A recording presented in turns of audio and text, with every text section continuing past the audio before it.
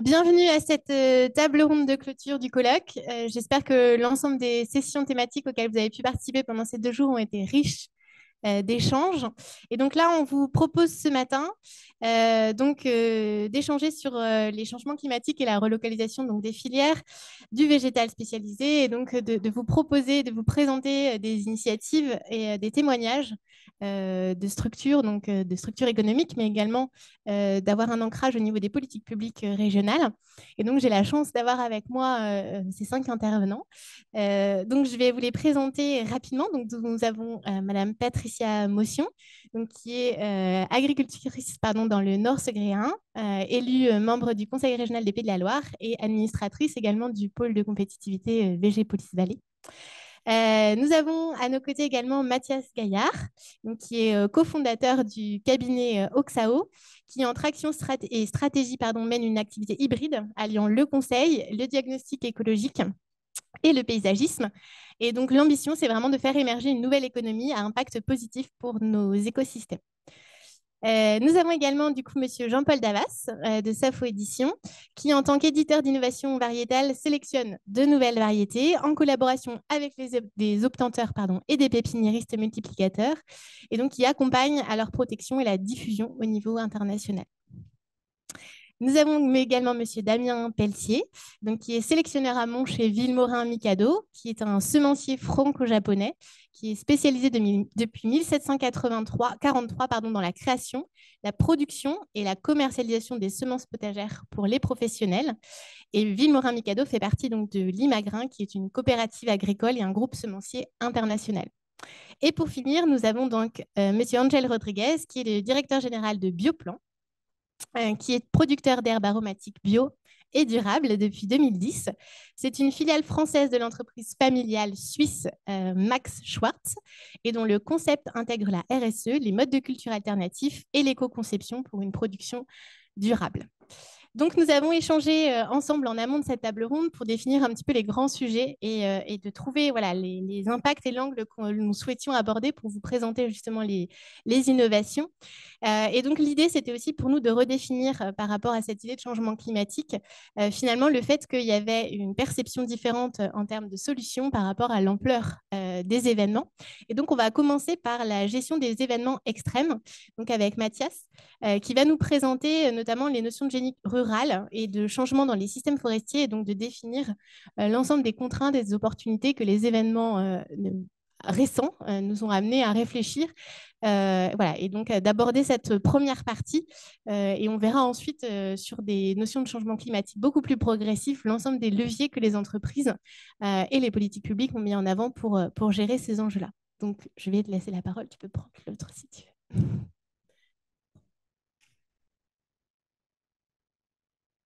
C'est bon. C'est bon là? Ok. Bonjour à tous. Oui, évidemment, quand on parle d'un monde qui est en changement, en fait, on a un enjeu, on peut parler de résilience, si vous voulez, c'est un peu le mot valise maintenant.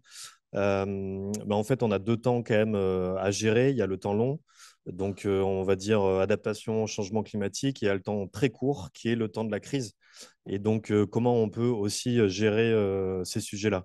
On parlait de génie rural, alors c'est plutôt génie écologique, mais, mais en fait, je vais prendre surtout la gestion de 2 risques qu'on a eu essentiellement en 2022. Donc, il y a le risque d'incendie et ensuite, il y a le risque de sécheresse et de gestion de l'eau. Évidemment, les deux sont intimement liés. Et aujourd'hui, on a plus que la conviction, hein. Il y a des preuves, on peut dire, en fait, qu'il y a un vrai levier sur l'aménagement du territoire et notamment sur des techniques de génie végétal, de génie écologique, qui peuvent répondre à ces sujets-là.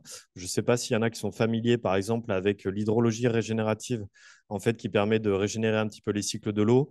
Voilà, ce qu'on fait souvent, du coup, chez Oxao, c'est qu'on va favoriser l'infiltration de l'eau, en fait, hein, et qui va jusqu'aux nappes, évidemment.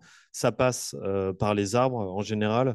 Aujourd'hui, on a peut-être aussi un peu oublié que l'eau, en fait, ne vient pas juste de la pluie des montagnes, va dans l'océan. Ensuite, ça s'évapore et ça revient voilà, dans un cycle éternel comme ça. Aujourd'hui, il y a 2 tiers de l'eau qu'on a aussi dans la pluie qui vient de l'évapotranspiration des arbres. Donc aujourd'hui, essentiellement, ce qu'il faudrait plutôt, c'est avoir des arbres justement et replanter un petit peu ces arbres-là. Donc, favoriser, on va dire, par l'aménagement du territoire, justement, par évidemment des techniques agricoles, hein, de gérer un peu les pentes. Ce qu'on voit, en fait, c'est qu'on a des ravinements aussi dans des secteurs un peu en pente ou des choses comme ça qui provoquent des inondations. Ensuite, on n'a pas d'eau dans les sols et en fait, ben, ça augmente le risque de sécheresse. Donc voilà, il y a ces techniques-là en fait qui permettent justement de rendre les sols un peu plus humides, j'ai envie de dire même les arbres un peu plus humides. Et donc ça permet déjà de limiter justement les risques de sécheresse, les risques de pénurie d'eau, hein, parce qu'aujourd'hui on parle quand même de pénurie d'eau en France, ces risques d'incendie derrière. Et aujourd'hui, on prend les rapports un peu aussi de l'agence de l'eau, on peut reprendre les rapports du GIEC aussi.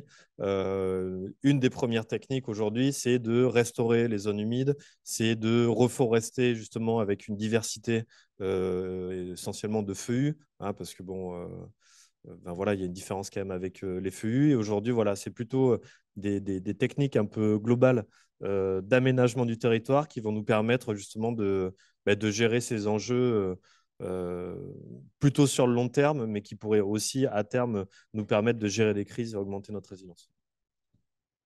D'accord. Et donc, du coup, c'est ce que tu participes à accompagner, du coup, suite au grand feu qu'il y a eu au niveau des Landes. Et c'est les modèles qui sont mis en avant par rapport à ces enjeux-là, où il y a encore Oui, des choses à... ouais, enfin, après, le président de la région l'a annoncé un peu partout, hein. Nous, on l'a dans toutes les commissions. Aujourd'hui, le modèle de la forêt des Landes doit changer. On n'a pas le choix. Enfin, je veux dire, nous, on a été quand même un peu traumatisés. Moi, j'ai pas eu de maison qui a brûlé, mais se réveiller la nuit, en fait, avec ben, son enfant qui pleure, ça sent le brûler, en fait, dans la maison. On comprend pas ce qui se passe. Est-ce que c'est le grille-pain? Est-ce qu'il y a un feu dans l'immeuble? Et en fait, pendant 2 jours, en fait, on a une espèce de chape de fumée, en fait, sur tout Bordeaux. Déjà, ça fait bizarre. Il y a eu beaucoup de départs de feu qui ont été aussi arrêtés. Donc, enfin voilà, ça y est, nous, on est concernés par le sujet et on peut plus se permettre, je pense, d'entendre. Et je pense que vraiment, il y a eu un changement hein, dans les mentalités.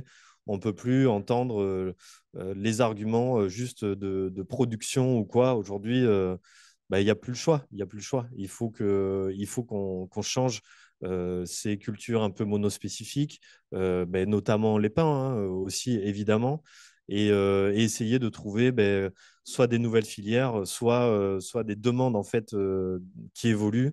Nous, on est en train de voir dans la pépinière aussi, là, avec un collectif, on a récupéré une trentaine d'hectares, du coup, à côté un peu en dessous d'Arcachon.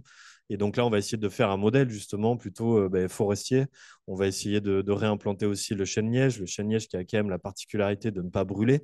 Donc voilà, il y a aussi des modèles qui peuvent venir comme ça. Et aujourd'hui, quoi qu'il arrive, la prévention nous permettra d'économiser bien plus que les mesures d'urgence. Merci beaucoup. Et donc là, l'idée, c'est d'avancer. Donc, on a parlé d'événements extrêmes là, comme les feux, qui sont liés évidemment par rapport aux dimensions de changement climatique. Et donc, on voit en grande majorité également ce changement climatique de manière progressive. Je propose à Damien de prendre la parole pour voilà, expliciter comment la diversité génétique va amener une meilleure résilience et la connaissance et l'anticipation du climat va permettre d'avoir des meilleures décisions, notamment de sélection par rapport aux caractéristiques génétiques privilégiées, par rapport aux différentes résistances, stress biotiques, hybrides, chaleur, etc. Et donc, comment vous voyez les choses et comment Villemora Mikado également travaille dans ce sens. Oui, merci. Merci d'abord de m'avoir invité à cette table ronde et puis d'avoir assisté aux différentes présentations, principalement sur le levier génétique pour moi, parce que c'est un peu le cœur de mon métier. Et c'est aussi le cœur de Villemora Mikado, de la création variétale depuis très longtemps, ça a été rappelé. Et donc, ce levier génétique, on l'a vu dans les présentations, a un rôle à jouer extrêmement important, notamment par rapport aux ressources génétiques que l'on peut mobiliser pour répondre à ce changement climatique. On a vu qu'il est extrêmement important de bien le caractériser sur le terrain. C'est une phase essentielle que réalise la recherche académique, pour bien identifier quels sont les impacts de chaque facteur dans chaque contexte différent.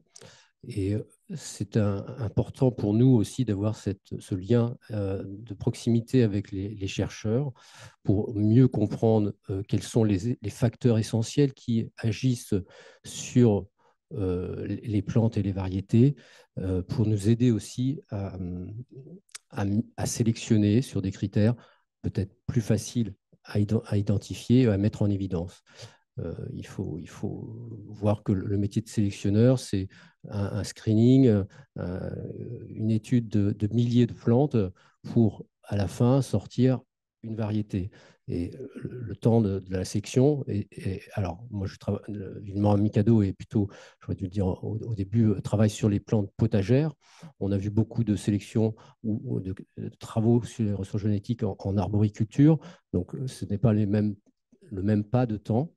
En potagère, c'est plus rapide, mais on estime généralement entre 5 et 10 ans pour sortir une variété. Donc, il y a un temps, il y a une anticipation à avoir. Et c'est ces travaux-là qui nous permettent aussi d'anticiper. On a aussi, nous, en interne, un réseau d'essais. Nos variétés, comme je disais, on va regarder des milliers de plantes pour, à la fin, ne choisir qu'une qui va servir à créer une variété de carottes, de laitue. Elle aura été passée et vue de nombreuses fois dans des environnements divers et variés. Et donc, cette sélection qui répond à un climat, à un changement climatique, elle se fait depuis toujours finalement. Et donc, on pense avoir des ressources pour répondre à ces demandes.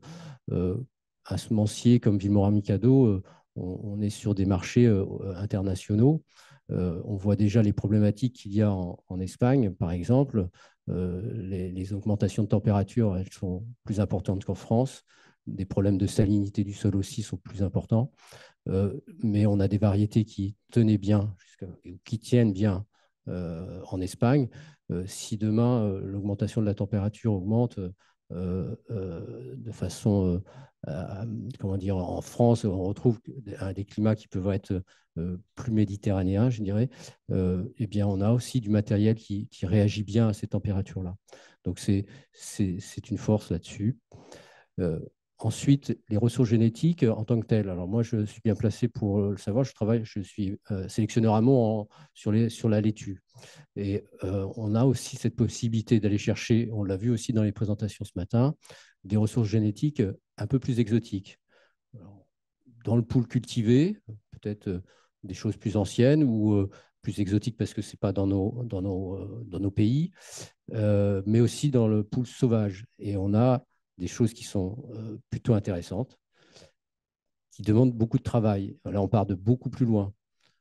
Si je prends l'exemple de la laitue, tout le monde voit ce que c'est, une laitue.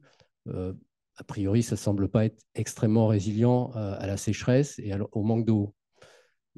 Et néanmoins, quand on regarde dans le pool génétique sauvage, des espèces apparentées qui se croisent assez facilement avec la laitue, probablement que vous en avez vu un peu partout, dans vos jardins, mais aussi en pleine ville, qui poussent au travers du bitume, sans eau. Donc, il y a quelque chose d'intéressant.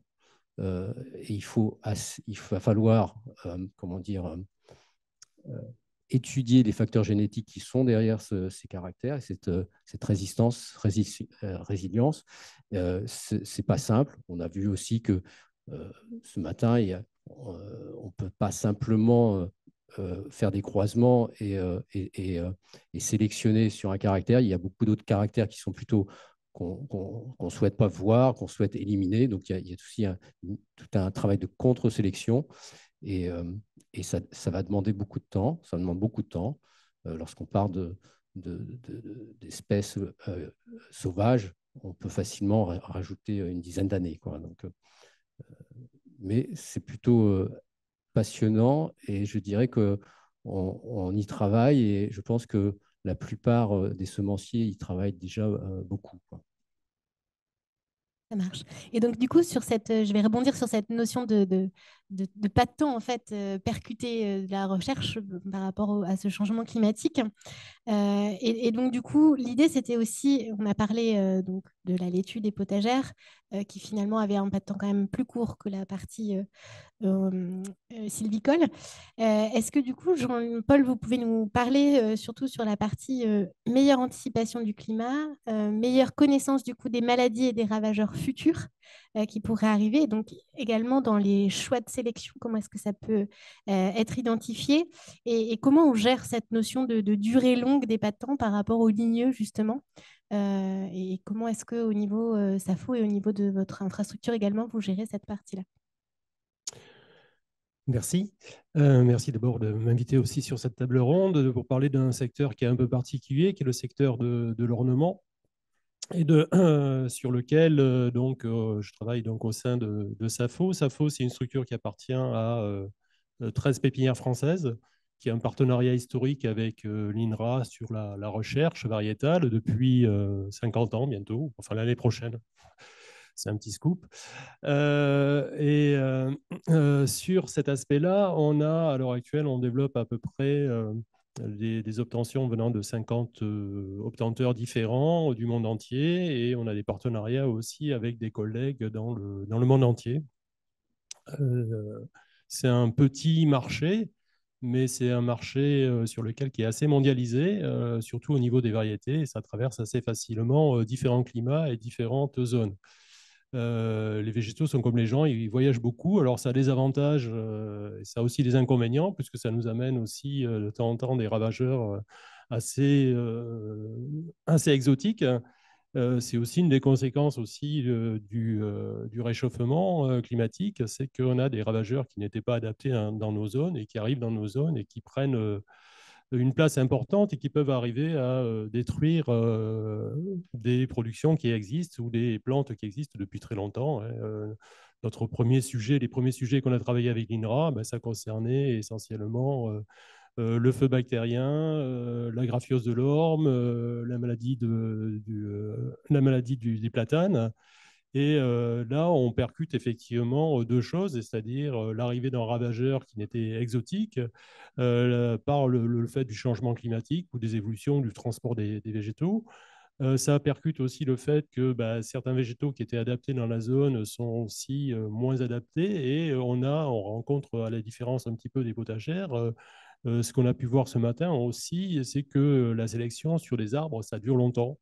Il faut des dizaines d'années, et qu'à l'heure actuelle, les évolutions climatiques ben, sont aussi plus rapides que ces dizaines d'années. On voit que, on parlait ce matin, j'ai vu une exposé sur le cidre ou sur le taux de sucre a augmenté de 20 grammes par litre sur 20 ans. Ben, 20 ans pour la sélection d'un arbre, c'est très très court, quoi.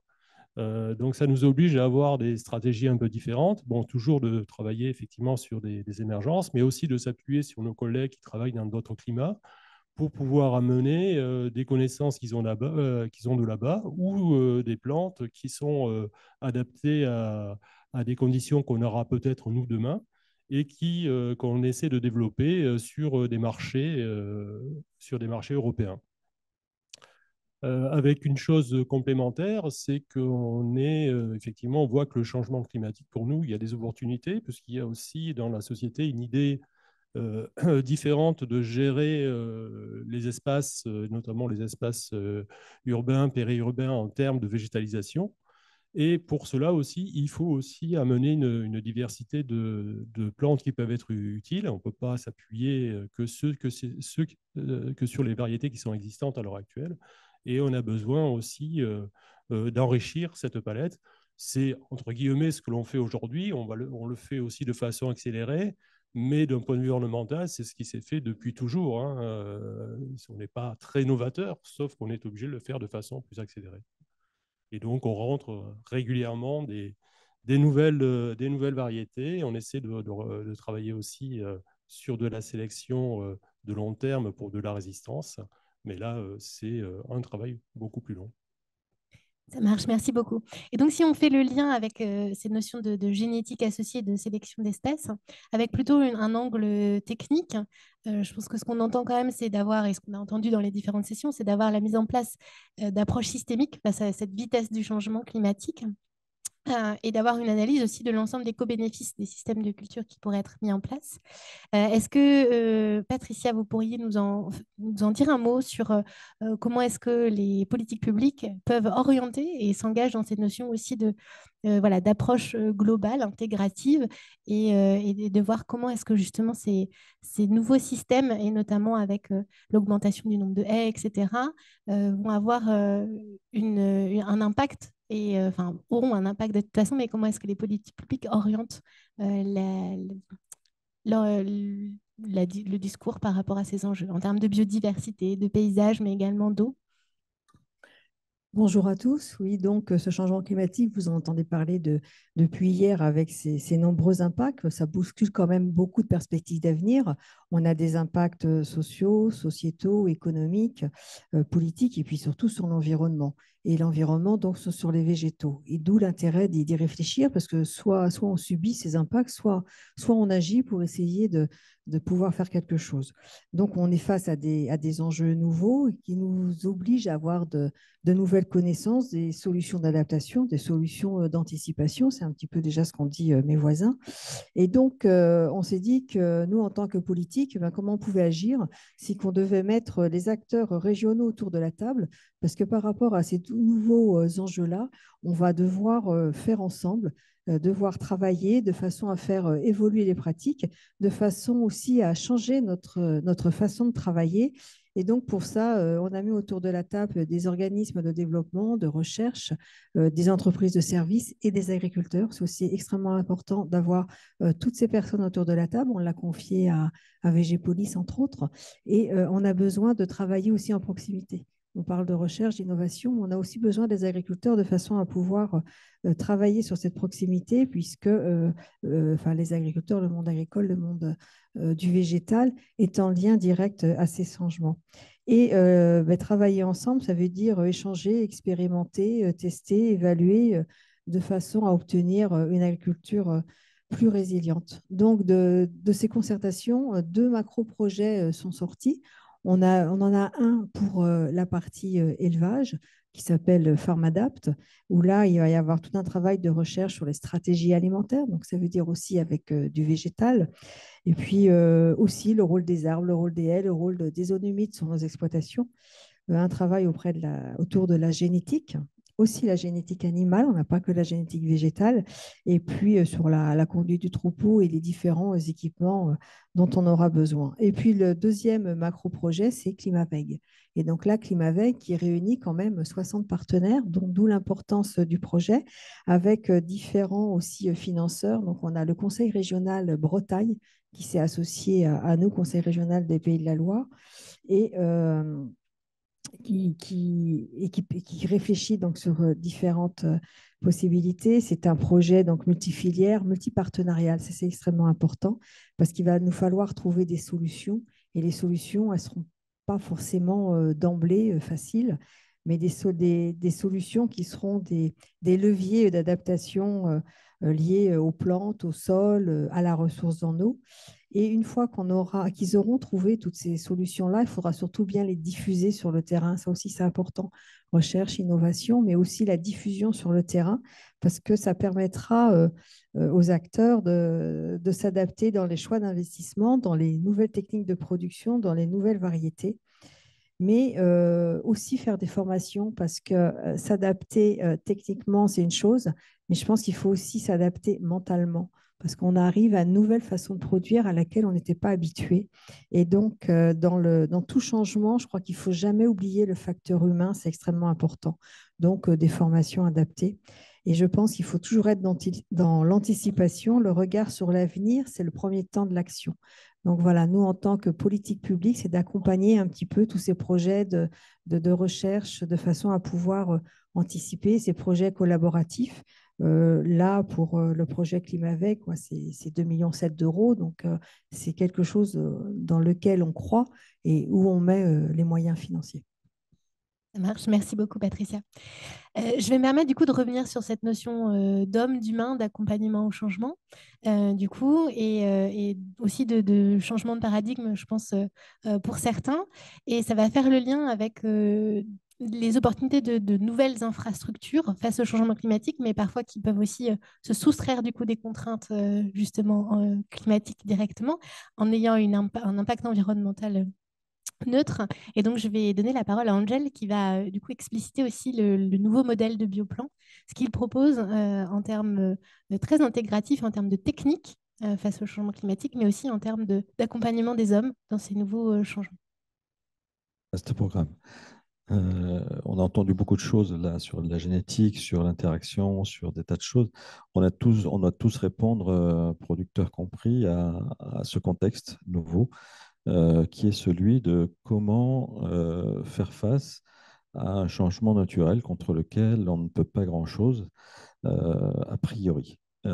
Par contre, lorsqu'on commence à additionner des technologies, des connaissances diverses et variées, lorsqu'on fait revenir du global sur le local, lorsque on accumule certaines expériences dans les techniques agronomiques, on se rend compte qu'on a peut-être une partie de la solution et que cette partie de la solution va passer par intégrer dans nos modèles productifs toutes ces connaissances qui viennent d'ailleurs ou peut-être du voisin d'à côté. Et lorsqu'un territoire comme le territoire dans lequel nous sommes installés est plutôt accueillant quand on parle végétal et quand on parle évolution de ces sciences-là, on est encore mieux. Donc Bioplan est une entreprise qui a fait ce constat-là, qui a fait un inventaire un petit peu de tout ce qui pouvait se faire dans une région cible pour pouvoir y implanter une production vivrière. Donc nous, ce sont des plantes aromatiques. Notre cible de marché, c'est l'alimentaire frais.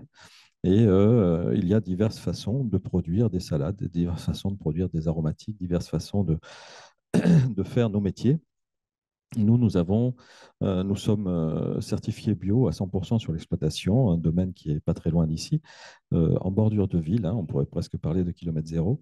Notre histoire en tant qu'entreprise familiale maraîchère remonte à 1929 où on s'est rendu compte en Suisse qu'il fallait qu'on fasse attention à notre environnement, que les pesticides, ce n'était pas forcément tout bon.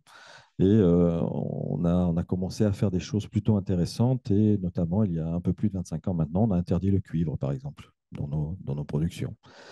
Et puis plein de choses comme ça. Et aujourd'hui, le cahier des charges Pure-Suisse, puisque nous sommes certifiés, va rajouter 3 ou 4 pages supplémentaires à la certification européenne de base qui est aujourd'hui. Pourquoi? Parce qu'on va prendre en compte la biodiversité, on va prendre en compte l'implantation, la ressource en eau, les ressources végétales autour de nous, les haies, les systèmes hydriques, l'hydrologie d'un système. Donc tout ça est intégré. Donc ce que je veux dire par là, c'est qu'au Bioplan, on a essayé de se servir, on n'a rien inventé. On est allé chercher ce que les généticiens ont fait sur des résistances aux maladies sur certaines espèces. On est allé chercher les progrès qui ont été faits pour pouvoir cultiver en vase clos, récupérer l'eau sur les toits des serres, la stocker, la traiter pour qu'elle soit facilement utilisable. On est allé chercher des hydrotechniciens pour nous dire, voilà, on peut consommer 100 fois moins d'eau que ce qu'on utilise normalement. On peut être très vertueux sur le plan énergétique et on peut y associer l'émulation parce que pour comprendre les systèmes aujourd'hui et pour pouvoir intégrer les nouvelles connaissances qui viennent des universités ou des écoles comme celle-ci, il faut de la matière grise. Et donc, il faut aussi admettre que dans nos exploitations, n'ayons pas de complexe, allons chercher les intelligences que l'on n'a pas. Et là, on rejoint l'aspect un petit peu plus social et RSE que l'on intègre comme gouvernance dans notre entreprise, c'est que lorsque l'on a des technologies à notre disposition, il faut avoir la capacité humaine de pouvoir les intégrer et de les mettre en musique.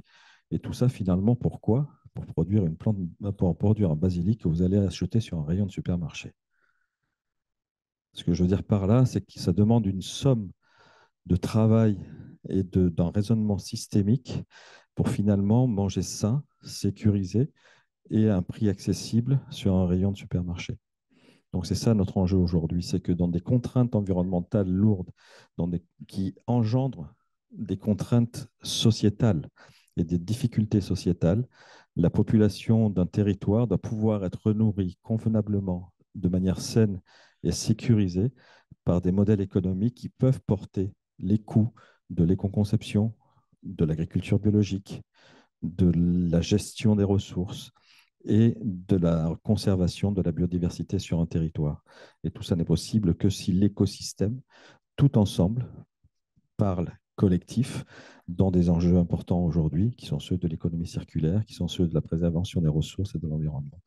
Voilà, donc Bioplan, je ne sais pas si j'ai répondu vraiment à la question ou apporté un éclairage, mais ce que je veux dire par là, c'est qu'on ne peut pas fonctionner sans les trois volets du développement durable, qui sont l'économique, le social et l'écologique.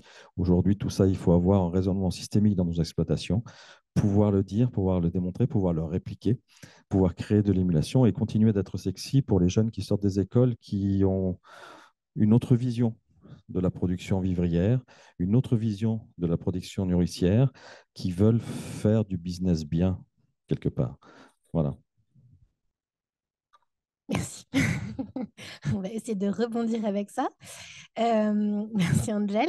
Alors du coup, si on se repense voilà, sur ces notions de jeunes qui arrivent vers de nouvelles ambitions, est-ce qu'on peut aussi tirer le fil avec les opportunités de se réinventer pour certaines filières, du coup, à partir de ça? Donc, tant au niveau voilà, social, économique, etc.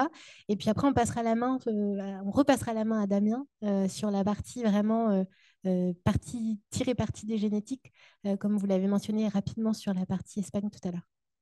Dans nos professions, que ce soit l'agriculture, l'horticulture ou l'agriculture fruitière, et puis Patricia est bien placée elle aussi, hein, puisqu'elle est productrice elle aussi, et éleveuse, il y a quelque chose qui fait peur à tout le monde, c'est la pénibilité de la tâche, ce sont les horaires de travail, ce sont le manque de disponibilité pour la famille, ce sont la disponibilité pour les bêtes 24 heures sur 24, 7 jours sur 7, et puis veiller à arroser nos petites plantes, etc.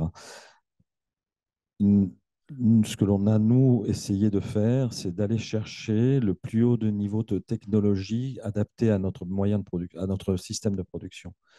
Donc, on a fait le choix de robotiser. Aujourd'hui, en construisant ce nouveau site qui est sorti de terre il n'y a pas très longtemps, je n'ai perdu personne dans mes effectifs. Tout le monde est là. Mais il a fallu faire un saut très, très important sur un plan formation. Il a fallu accompagner les gens. Mais ça m'a permis aussi aujourd'hui de supprimer toutes les tâches pénibles dans une exploitation horticole. On ne trimballe plus des masses remarquables, on ne bouge pas plusieurs tonnes par jour de matériel. On a retrouvé quelque part un cerveau et deux muscles. Hein, auparavant, c'était un petit peu l'inverse. Hein. On avait un peu de muscles et un cerveau. Enfin, l'inverse, quoi. Et donc là, aujourd'hui, on a retrouvé de la matière grise. Et donc, les personnes qui sont là, qui travaillent, on a pu continuer de créer l'émulation. Donc, la robotisation, est pour moi, a un sens dès l'instant qu'il n'est pas seulement productiviste, mais lorsqu'il permet l'émulation et la continuité dans l'apprentissage de nos équipes pour les aider, eux aussi, à la compréhension des systèmes durables vers lesquels on va aujourd'hui. Ne pas les extraire. Ils sont dans la société. Et la RSE nous permet un plan d'action RSE, une gouvernance RSE. C'est des mots souvent voilà, un peu galvaudés. On en fait parfois même du RSE washing.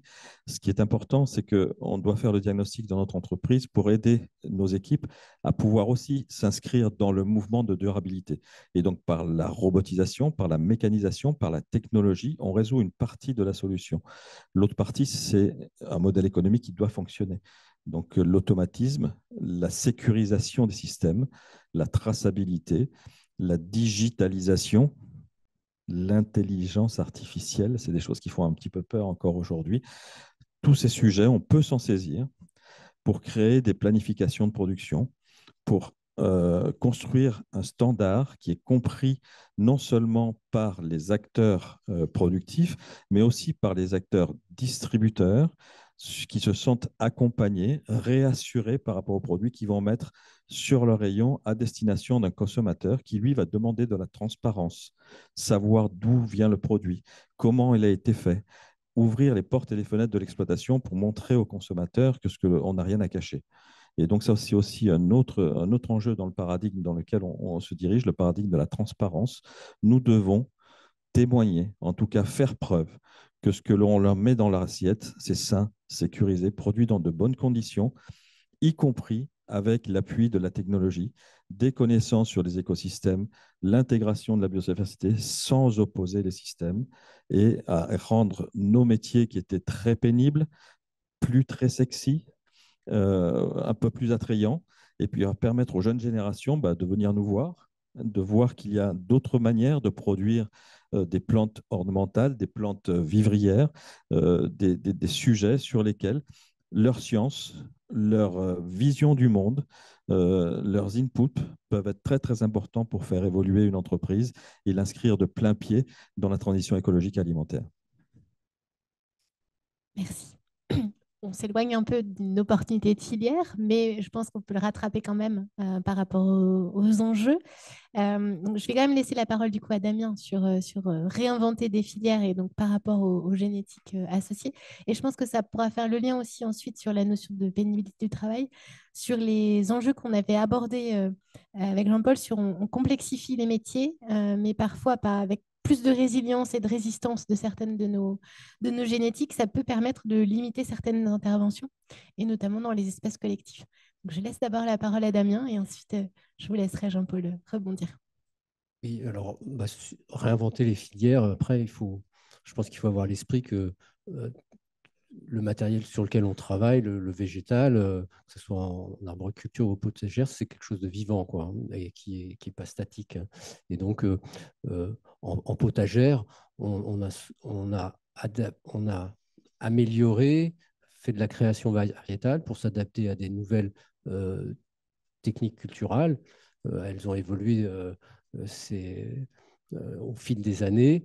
On a aussi créé des gammes qui permettent des semis ou des plantations à différentes périodes de l'année. C'est la ressource génétique de l'espèce qui a permis de faire ça et la sélection, la création variétale qui a permis d'apporter des variétés et de répondre à une demande.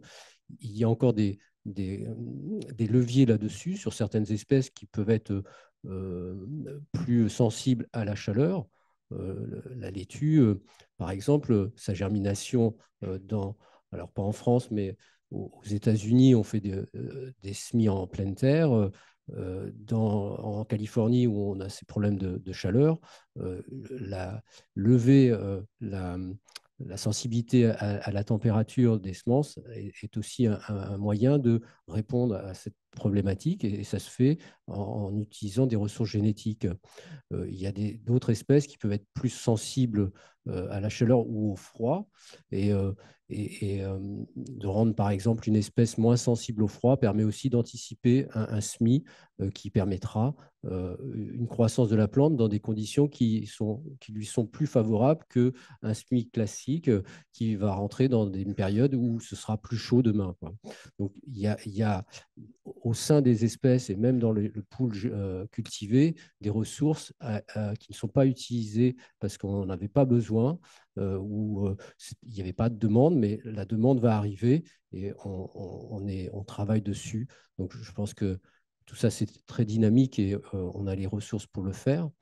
Je voulais aussi rajouter justement, peut-être pour faire la transition avec la partie résistance aux maladies, parce que c'est quelque chose qui est un peu la base de notre travail, produire des variétés résistantes aux maladies. On le fait depuis longtemps et c'est quelque chose auquel enfin, c'est quelque chose qu'on sait faire. Mais ce qui est important pour apporter une réponse, c'est d'avoir une bonne visibilité de cette maladie et de son évolution, quoi. Il faut avoir des réseaux et des retours de terrain pour voir, selon les espèces, des maladies qui évoluent plus ou moins vite, des maladies qui apparaissent parce que les conditions sont favorables. Et c'est en ayant cette écoute de terrain au plus fin qu'on peut anticiper davantage, quoi. Il peut y avoir des maladies qui apparaissent brutalement, mais si je reprends encore le cas de la laitue, et c'est pour dire qu'on a cette habitude-là, on a une maladie qui est liée à l'espèce, hein, c'est le mildiou de la laitue, qui mute, enfin qui contourne les nouvelles résistantes année après année. Chaque année, il y a des nouvelles races qui contournent les dernières résistances. Et c'est grâce à l'établissement d'un réseau qui n'est pas propre à Vilmorin, c'est un réseau international avec des concurrents et des organismes publics qu'on on peut avoir cette vigilance et voir les émergences de nouvelles races et apporter une solution. Donc ça, c'est assez important. Et je pense que demain, pour les aspects plus complexes de l'adaptation au changement climatique, les données qui nous sont fournies, à la fois des données de terrain, mais tout ce qui peut être généré par des capteurs dans les différentes zones de production, seront aussi très utiles et permettront une meilleure sélection prédictive sur ces caractères-là et de leur évolution. L'enjeu, ce qu'on a dit, hein, c'est l'intégration de toutes ces données pour pouvoir en bénéficier. Elles existent, elles vont exister, elles vont augmenter. Comment on peut s'en servir? Voilà. Merci. Donc, une vraie opportunité quand même pour les filières d'avancer et de ne pas être en retard. Jean-Paul, du coup, sur la partie voilà, complexification pardon, des métiers, sur les liens avec les notions de résilience aussi, de rebondir sur ce que Damien vient de mentionner, et de résistance. Voilà, comment est-ce qu'au niveau de SAFO, il y a des orientations et du coup, comment est-ce que vous voyez les choses, notamment par rapport à l'humain et à la gestion des espaces. Et ça fera peut-être le lien aussi dans une approche systémique sur le cadre de vie et comment on impacte ça dans les espaces urbains. Tout d'abord, oui, je l'ai dit au départ, SAFO appartient à 13 producteurs qui sont impliqués dans la filière et leur objectif depuis toujours, c'est d'avoir effectivement une résilience et surtout d'offrir aux producteurs, puisque ce sont des multiplicateurs hein, qui offrent après de la diffusion de la variété, offrir de la résilience aussi à leurs clients et à leurs et pouvoir développer une boîte à outils pour les producteurs, pour les aménageurs, de façon à pouvoir générer sur aujourd'hui et puis sur demain un environnement agréable, puisque bon, on est sur un domaine, nous on fait de l'environnement entre guillemets ornemental, mais pas que, et d'offrir toutes les possibilités derrière qui existent au niveau de ces marchés-là. Ça passe effectivement par aussi un besoin que l'on a aujourd'hui d'essayer de reconnecter toutes les jeunes générations au vivant, parce on vit de plus en plus dans les espaces urbanisés. Ce n'est pas que le cas en France, c'est aussi beaucoup le cas dans beaucoup d'autres pays où on a des partenaires. Et on a besoin de reconnecter sur le fait, c'est pour ça que je suis passé entre guillemets, on essaie de passer de l'ornemental à l'environnemental, parce que depuis le départ, bon, si les gens développent des végétaux avec une vocation, disons, qui n'est pas vivrière, qui n'est pas utilitaire au sens propre, il y a un effet effectivement sur la partie ornement, et on sait qu'aujourd'hui aussi l'ornement, ça intéresse pas que notre plaisir du moment, ça aussi, ça nous aide au niveau de l'esprit. Hein. Je pense que quand on est dans un environnement agréable, bon, psychologiquement, on commence à avoir pas mal d'études qui prouvent qu'on est en meilleure santé. La preuve. Ça manque un peu de verre quand même ici dans cet amphi, pour moi. Un peu au sol, mais bon, c'est un peu de la moquette. Il y a quelques plantes, voilà quoi. Ça, c'est une chose qui est quand même aussi importante et qui a en fait beaucoup d'usages que l'on n'attribue pas comme ça à la plante ornementale, mais qui sont intéressantes. Si on revient dans l'histoire, si on a fait des squares au 19e siècle, si on a fait des places, des jardins dans les villes, c'est qu'il y avait aussi une fonction à l'époque qui était plutôt hygiéniste, hein, c'était de rentrer du verre, de l'oxygène dans des villes qui étaient quand même aussi polluées. Donc ça aussi, c'est une des missions qu'on se fixe et d'essayer d'avoir dans la filière aussi de proposer des solutions qui permettent, suivant les espaces, suivant et les modes de production, d'avoir, certes, on parlait de la résistance au niveau des maladies, hein, qui ça veut dire moins de traitements, moins de choses à effectuer d'interventions à faire sur les plantes, mais aussi ça va être sur la forme des végétaux, ça va être sur la floribondité, sur lequel on va aussi avoir des plantes qui vont être pour des producteurs plus faciles à produire, qui vont être plus faciles à gérer dans un espace vert. Donc, il y a aussi cet aspect-là qui est très important pour nous, quoi. Et donc, on essaye de travailler avec les obtenteurs avec lesquels on travaille sur ces aspects-là de façon à pouvoir offrir, voilà. Notre idée, c'est vraiment d'offrir une boîte à outils pour l'ensemble de la filière. Et on est un système ouvert, on n'est pas un système fermé sur lequel les producteurs sont emprisonnés dans une marque, et on est plutôt sur un système de diffusion. Merci. Donc, si on rebondit sur ces notions de co-bénéfice, là, on parlait de cadre de vie. Mathias, du coup, est-ce que vous pouviez nous en dire un petit peu plus sur la manière dont vous accompagnez certaines collectivités, notamment dans ces enjeux, avec l'angle aussi de l'impact socioculturel que ça apporte, là, que Jean-Paul a un petit peu mentionné, mais d'avoir voilà, une vision sur si on remet face au changement climatique et aux nouvelles contraintes, comment on aborde d'une manière positive voilà, la désartificialisation de certains espaces, la reprise du végétal et ce que ça peut apporter en co-bénéfice, autre que la partie bien-être. Bon, la partie bien-être, quand même, elle est pas négligeable, hein, quand même. Je veux dire, enfin, nous, on fait pas de production vivrière, mais concrètement, on a quand même l'impression de plus que répondre à un besoin, en fait, de répondre à une utilité. Aujourd'hui, il y a des canicules en ville. On peut avoir entre 3 et 5 degrés de différence avec des milieux végétalisés. On parlait un peu des inondations, etc. Donc, non, on est en train, nous, de répondre, on va dire, à un besoin un peu sur ce sujet.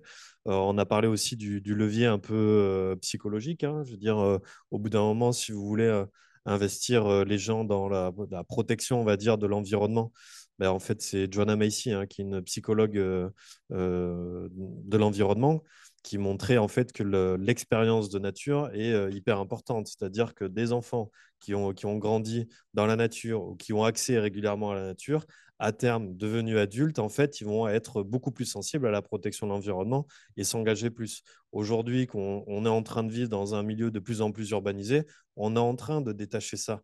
Et donc, du coup, en fait, entre guillemets, on court un peu à notre perte si on ne végétalise pas justement ces espaces urbains, hein. Concrètement, c'est un peu ça aussi, quoi. Donc, du coup, on essaie de garder un petit peu cette connexion. Évidemment, on ne va pas mettre tous les gens dans les campagnes, mais voilà, on essaie de retrouver un peu cette connexion. L'autre partie, donc plutôt d'un côté rural, donc là, on accompagne une coopérative de viticulteurs autour de Montbazillac, la cave de Sigoulès. C'est que ben, tous les territoires sont en train de s'uniformiser. C'est-à-dire que même moi qui ai grandi dans ces territoires, bon, ben voilà, ça devient lunaire. Je veux dire, OK, on a optimisé tous les vignobles, mais aujourd'hui, il n'y a que du vignoble, quoi. Donc, du coup, bon, ben, en fait, moi, je peux aller dans le Jurançon, je peux aller un peu partout. Je retrouve toujours le même territoire. Donc, en fait, il y a une perte d'identité. Aussi, évidemment, j'en parlais dans tous les milieux vallonnés, etc. Ben, il y a tous les enjeux de l'eau. On voit bien ça peut provoquer des inondations en plus, etc. Aujourd'hui, plus la biodiversité qu'on pouvait avoir autour. Là, je vous donne un exemple justement sur ce territoire-là. On s'est rendu compte en fait qu'il y avait des grottes où il y avait justement des chauves-souris. Ces chauves-souris-là, en fait, c'est vraiment des chauves-souris très rares, quoi. Donc les gens déjà ne le savent pas. La chauve-souris se déplace à 5 mètres maximum des haies. Donc du coup, en fait, s'il n'y a pas ces corridors écologiques, elle ne se déplace plus.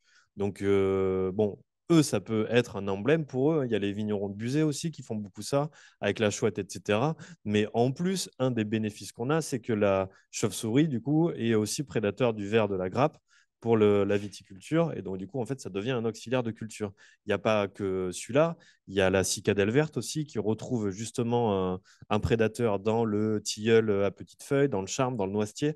Donc, en fait, on est en train de se rendre compte que ces haies, comme on disait, ont de multiples bénéfices. Ils peuvent être sur la biodiversité en tant que telle, parce qu'elle a le droit d'exister, elle a le droit de ne pas disparaître, en fait, hein, parce que la biodiversité, c'est le pain, c'est le saucisson, c'est le vin. Mais bon, je mets au défi quiconque de se nourrir de quartz exclusivement, et bon, ça va faire bizarre, je pense. Et donc, il y a la biodiversité, il y a des auxiliaires de culture. Alors, évidemment, il peut y avoir des ravageurs aussi, mais enfin, je veux dire, on a énormément de bactéries aussi dans le ventre un peu partout et tout. Il ne faut pas avoir que le négatif, on va dire, dans la biodiversité. Et cette gestion de l'eau. Donc, du coup, que ce soit en urbain ou en rural, on va retrouver une forme d'identité, de connexion à cette nature, qui est une part d'éducation, en fait, qui est hyper importante, on va dire, pour ne pas lâcher ce lien qu'on peut avoir avec notre environnement, parce que sinon, tout simplement, on ne vit pas. Merci. Et alors, du coup, Patricia, en termes de politique publique, comment est-ce que, par rapport à ça, vous pourrez, ou vous rebondissez déjà en termes de revalorisation, pardon, d'expériences de nature, mais également plan de végétalisation, comment ça s'oriente? Est-ce que ça s'oriente au niveau région ou est-ce que du coup, c'est plutôt à l'échelle des collectivités que ça se passe? Alors, peut-être déjà partir sur un exemple concret. Mon voisin d'à côté, Jean-Paul, a dit mettre du végétal dans le milieu urbain et pas ornemental. Donc, du coup, on a accompagné un projet qui s'appelle l'agriculture urbaine.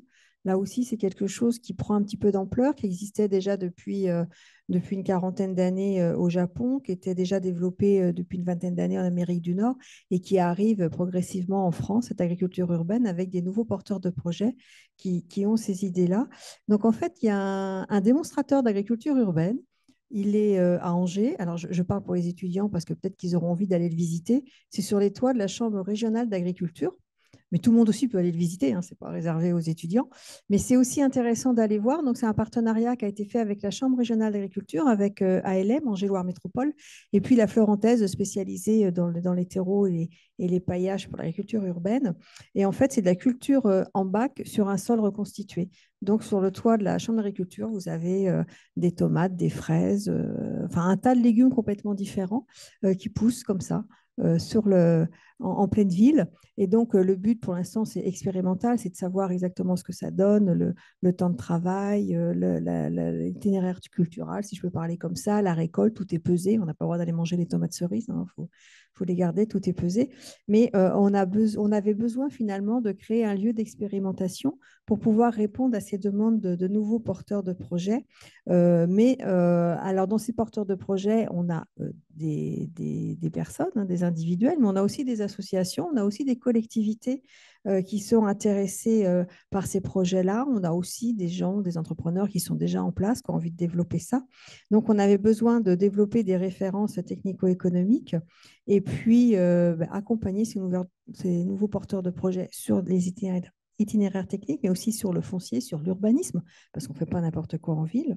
Et puis, peut-être que ça pourra créer aussi des nouvelles filières sur notre région avec des micro-pousses, avec des jeunes pousses, et puis surtout aussi créer de l'emploi sur nos territoires. Donc ça aussi, c'est important. Va être aussi développé sur Nantes, sur Saint-Nazaire. Donc voilà comment nous, nos politiques publiques peuvent aussi accompagner une végétalisation en ville qui ne soit pas ornementale, mais qui peut être aussi nourricière. Ça marche, merci beaucoup. Donc, si on prend ces notions d'espace vert vivrier en ville, de désertification, et on reprend également ces notions de limite de l'extension urbaine potentiellement, avec une idée de préservation de l'existant et peut-être de redynamisation des zones de contact ville-ruralité. Angel, tout à l'heure, tu parlais du kilomètre zéro par rapport à Bioplan. Comment voilà, tu vois les choses et comment est-ce que tu ressens aussi les choses par rapport à Angers-Loire Métropole et à cette notion de proximité? Alors, par rapport à la région, je rebondis sur ce que disait Patricia. Ce sont des leviers très, très importants. On est sur un territoire qui est aidant, hein, déjà pour les exploitations et pour utiliser ces leviers, nous avons nos compétences et nos expériences pour pouvoir les utiliser à bon escient. Et dans le cas de Bioplan, par exemple, la région, l'aglo, hein, a beaucoup coparticipé à l'élaboration de notre projet, hein, qui a été comment on va dire, couvé pendant plusieurs années, hein, puisque le démarrage de la réflexion s'est fait en 2014 et nos serres sont sorties de terre en 2021 dans une zone qui est en périphérie urbaine, hein, vraiment qui touche la ville, tout près de la Roseraie, et à la limite d'une petite rivière qui passe là. Et nous, on est venu poser là une serre hyper technologique, hyper moderne. On se dit, ben voilà, c'est une usine qui vient se planter là, au milieu de rien, sauf que cette usine, elle a été construite sur de la jachère, hein, sur du remblai. Ce n'est pas une terre arable, donc ce n'est pas une terre qui est exploitable en l'état pour des cultures vivrières, mais qui est aussi entourée de parcelles tout à fait cultivables et dans lesquelles il y a un bosquet, il y a des points d'eau, il y a une biodiversité très, très importante, hein. Tous les matins, il y a des chevreuils qui viennent se balader autour de nos serres. Et on s'impose, nous aussi, de pouvoir intégrer notre système productif là-dedans. Et c'est aussi, il me semble, un levier très, très intéressant dont la profession pourrait se saisir parce qu'on peut intégrer dans nos systèmes de productifs plutôt que de s'opposer à d'autres systèmes de production extensifs. On peut intégrer ces systèmes dans un même ensemble pour pouvoir à la fois répondre à des exigences techniques et de modèles économiques qui fonctionnent, puisqu'à la fin du mois, il faut quand même faire bouillir la marmite, hein, chez tout le monde, mais pouvoir agir aussi dans notre environnement de proximité pour conserver et remettre à l'ordre du jour tout un espace naturel de biodiversité qui intègre des productions vivrières ou de bien-être, hein, puisqu'il y a aussi ça. Bon, tout ça peut très très bien cohabiter et ces leviers, ils sont activables à peu près par n'importe quelle exploitation. Évidemment, les moyens à mettre en œuvre sont très importants. Un système comme celui-là, c'est quand même 9 millions d'investissements. Voilà, c'est pas forcément accessible à tout le monde. Et là aussi, les politiques sont là aussi pour nous aider, pour comprendre les projets, pour mettre en réseau, pour aider à aller chercher les financements et à co-construire ce genre de choses. Nous sommes quand même ici dans cette région, que ce soit par les filières d'enseignement et de formation, que ce soit par les soutiens politiques ou que ce soit par des organismes comme le Pôle 1 Gépolis, là aussi, on a la capacité et la possibilité d'activer de nombreux leviers pour s'inscrire pleinement dans la transition écologique. Merci. Est-ce que du coup, Jean-Paul ou Damien, vous souhaitez ajouter quelque chose? Sur cette partie-là, oui, effectivement, il y a aussi des enjeux importants pour nous et puis pour les producteurs avec qui on travaille sur l'aspect aussi évolution de système de production. Et j'irais même jusqu'à la chaîne de système de distribution, puisque c'est ça aussi qui est un enjeu pour demain, hein, qui n'est pas négligeable par rapport, ne serait-ce à l'augmentation de l'énergie, au coût des transports. Donc, il y a une réflexion aussi sur la nature des catalogues que l'on développe pour proposer des solutions, que ce soit effectivement sur des exploitations qui soient plus durables et des circuits de distribution qui soient diversifiés et plus durables. Et donc là, c'est forcément aussi un axe sur lequel on oriente la sélection de nos plantes en fonction de ces types de possibilités de marchés émergents, quoi. Est-ce que Damien, vous voulez ajouter également, je pense qu'on est dans la même dynamique, mais... Juste pour dire qu'en en tant que semencier, on s'interdit aucun mode de production, quoi. Effectivement, s'il y a une demande, on va proposer des variétés. Si c'est un mode de production un peu nouveau, eh bien, on va regarder ce que l'on a dans notre catalogue et ce qui est adapté. Et puis, à partir de là, on va améliorer le matériel génétique s'il y a besoin d'une adaptation plus spécifique au mode de production. C'est des questions qu'on se pose. Est-ce qu'il faut avoir un programme dédié à tel ou tel mode de production? On en a pour de la production plein champ, sous abri, hydroponie.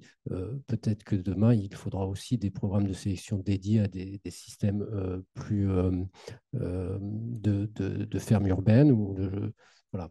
Donc, à la base, nous, on est effectivement ouvert à ça. Et là aussi, on a le levier génétique qui a des ressources pour s'adapter aux demandes, quoi, en fait.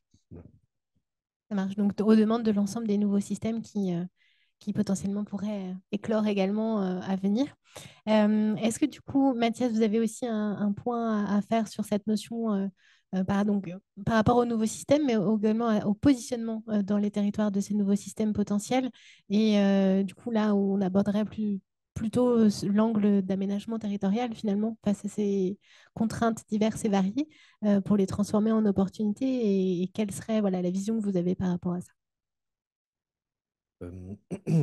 Oui, ça a été un peu dit dans les leviers économiques tout à l'heure aussi ce matin. Il y a une évolution quand même aussi des modèles économiques territoriaux, je pense, où avant, on était surtout sur de la captation de valeur. Bon, je prends l'exemple plutôt du Pays Basque, là d'où je reviens, mais concrètement, on prend l'argent des touristes. Et après, non, mais, enfin, je caricature évidemment, mais et après on repart. Mais donc les productions qui sont faites sont hyper dépendantes d'importation. En fait, on regarde même pas si on se fournit localement, si l'argent on le réinvestit localement. Et aujourd'hui, il y a déjà un changement de paradigme un petit peu sur ces territoires-là. Et je pense qu'il est là la grande différence, c'est cette reterritorialisation, je ne sais même pas, territorialisation, se fournir au niveau local, de refournir derrière au niveau local et je pense d'essayer d'être en contact justement avec son territoire. Évidemment, les politiques publiques ont un rôle important à jouer et après peut-être aussi une évolution, hein. Moi, je pense que c'est une évolution du métier agricole aussi. Euh, en fait, on n'est pas forcément uniquement dans la production agricole. En fait, je pense qu'on est aussi maintenant en fournisseur de services environnementaux. Justement, la région Nouvelle-Aquitaine a travaillé beaucoup sur ça, sur des paiements pour services environnementaux, eau et biodiversité. Aujourd'hui, un agriculteur aussi maintient un paysage, maintient une identité, maintient la ressource en eau de qualité en toute saison. Voilà, il faut qu'il soit payé pour ces services qu'il fournit aussi. Il faut qu'il soit aussi un peu analysé sur ça. Donc, je pense que voilà, ça, c'est des opportunités, je pense, mais c'est aussi des barrières mentales qu'il faut, ça a été dit aussi ce matin, qu'il faut un peu s'enlever, hein. Je pense qu'il y a une barrière mentale donc, chez l'agriculteur qui n'est pas que producteur, du coup, qui est aussi fournisseur de services pour son territoire. Je pense qu'il y a une barrière mentale énorme aussi euh, sociale en fait, chez les gens que en fait, le maraîcher, il faut qu'il soit pauvre. Non, mais concrètement, je veux dire, au bout d'un moment, il faut qu'il soit comme ça. Voilà, et le bio peut-être ne peut pas du tout s'associer avec technologie aussi. Oui, probablement il y a ça aussi. Mais bon, enfin, je veux dire, voilà, on n'est pas obligé d'être dans un pull miteux. Enfin, je pense que ça, c'est vraiment dans la tête, c'est vraiment dans la tête des gens, quoi. Il a le droit de vivre correctement, en fait. Donc, donc je pense que ça aussi, c'est des barrières un peu à casser. Et pareil pour les entreprises, on ne peut pas se cacher derrière juste la rentabilité économique. Déjà, viabilité économique, c'est pas trop mal. Et là, je prends juste un exemple qu'on vient de mettre en place par rapport au ticket restaurant. Là, je ne sais pas si vous avez entendu parler en ce moment. Bon, voilà, nous, on l'avait aussi, mais en fait, bon, c'est bon, on voit le vent tourner, donc on n'est pas idiot, en fait. Donc, en fait, on a arrêté les tickets resto et aujourd'hui, en fait, on donne des bons d'achat en fait à nos salariés. Bon, évidemment, on en a quatre, donc c'est plus simple. Mais en fait, du coup, avec un producteur en fait, qui est là, enfin un maraîcher, etc. Et donc, on dit, ben voilà, vous avez 20 euros par semaine à dépenser chez lui. Donc, du coup, il est toujours là. Et donc, lui, il a aussi, entre guillemets, ça fait 80 euros, on va dire, bon, là, fois 4, mais on n'est pas les seuls. Ben, il a un revenu qui est garanti aussi, en fait, son maraîcher. En fait, ça marche tout aussi bien. Je veux dire, on sait que les salariés vont concrètement acheter local, probablement des bons produits, être en bonne santé, etc. Est-ce que, enfin, je veux dire, c'est pas si difficile. Je veux dire, voilà. Donc, je pense qu'il y a énormément de choses qui sont simples à mettre en place. Et en fait, il y a juste à les faire. Et bon, voilà, je vais peut-être juste se sortir un peu de ces paradigmes-là. C'est très intéressant parce que, alors je ne sais pas s'il est là, mais ça fait un petit peu quand même écho à ce qui a été présenté sur l'ancrage territorial ce matin par Thomas. Coucou, voilà. Et je pense que ça fait écho à ça. Et ça serait intéressant aussi de terminer peut-être la session de la table ronde par ces notions d'ancrage territorial et de gestion par rapport aux ambitions des différents plans alimentaires territoriaux. Donc, je ne sais pas, Patricia, si vous souhaitez glisser un mot sur ces enjeux-là, donc de PAT qui se sont multipliés très, très rapidement ces dernières années. Mais du coup, d'avoir justement une visibilité sur très bien, les PAT se mettent en place, mais quel est l'objectif en fait de chaque collectivité par rapport à ces enjeux de PAT? Donc oui, en effet, le plan alimentaire territorial prend beaucoup d'ampleur sur le territoire français et aussi chez nous. Donc au départ, c'était un appel à projet national de l'État.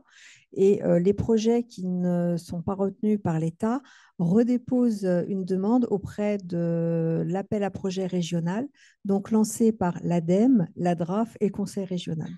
Donc là, en ce moment, sur le territoire des Pays de la Loire, on a 34 plans alimentaires territoriaux qui souvent correspondent soit à une EPCI, soit au territoire d'une EPCI, soit, comme le cas chez moi, au niveau d'un pays qui regroupe 2 EPCI. Après, on a des réflexions de savoir si les plans alimentaires territoriaux ne pourraient pas s'associer les uns avec les autres. Mais ça, c'est l'avenir qui le dira. Et donc, en fait, le plan alimentaire territorial, c'est quoi? C'est un collectif d'acteurs locaux autour des enjeux agricoles, alimentaires, santé, de filières courtes, mais aussi de filières longues de proximité. Et ça, il ne faut pas l'oublier quand on parle de relocalisation de l'alimentation. Souvent, on pense qu'aux filières courtes, aux circuits courts. Mais en fait, on a aussi des filières longues de proximité et Angèle avec Bioplan est un exemple parfait. Donc, il ne faut pas oublier aussi. Ce qu'il faut, c'est de se dire qu'un plan alimentaire territorial, on le met en place, mais qu'on travaille sur l'agriculture de notre territoire. Sur mon territoire, j'ai des conventionnels, j'ai des signes de qualité, j'ai des bio, mais ils sont présents sur le territoire. C'est ce qui fait notre diversité, notre richesse. Et c'est comment on peut faire, comment on peut travailler avec cette agriculture locale pour que notre population puisse se nourrir.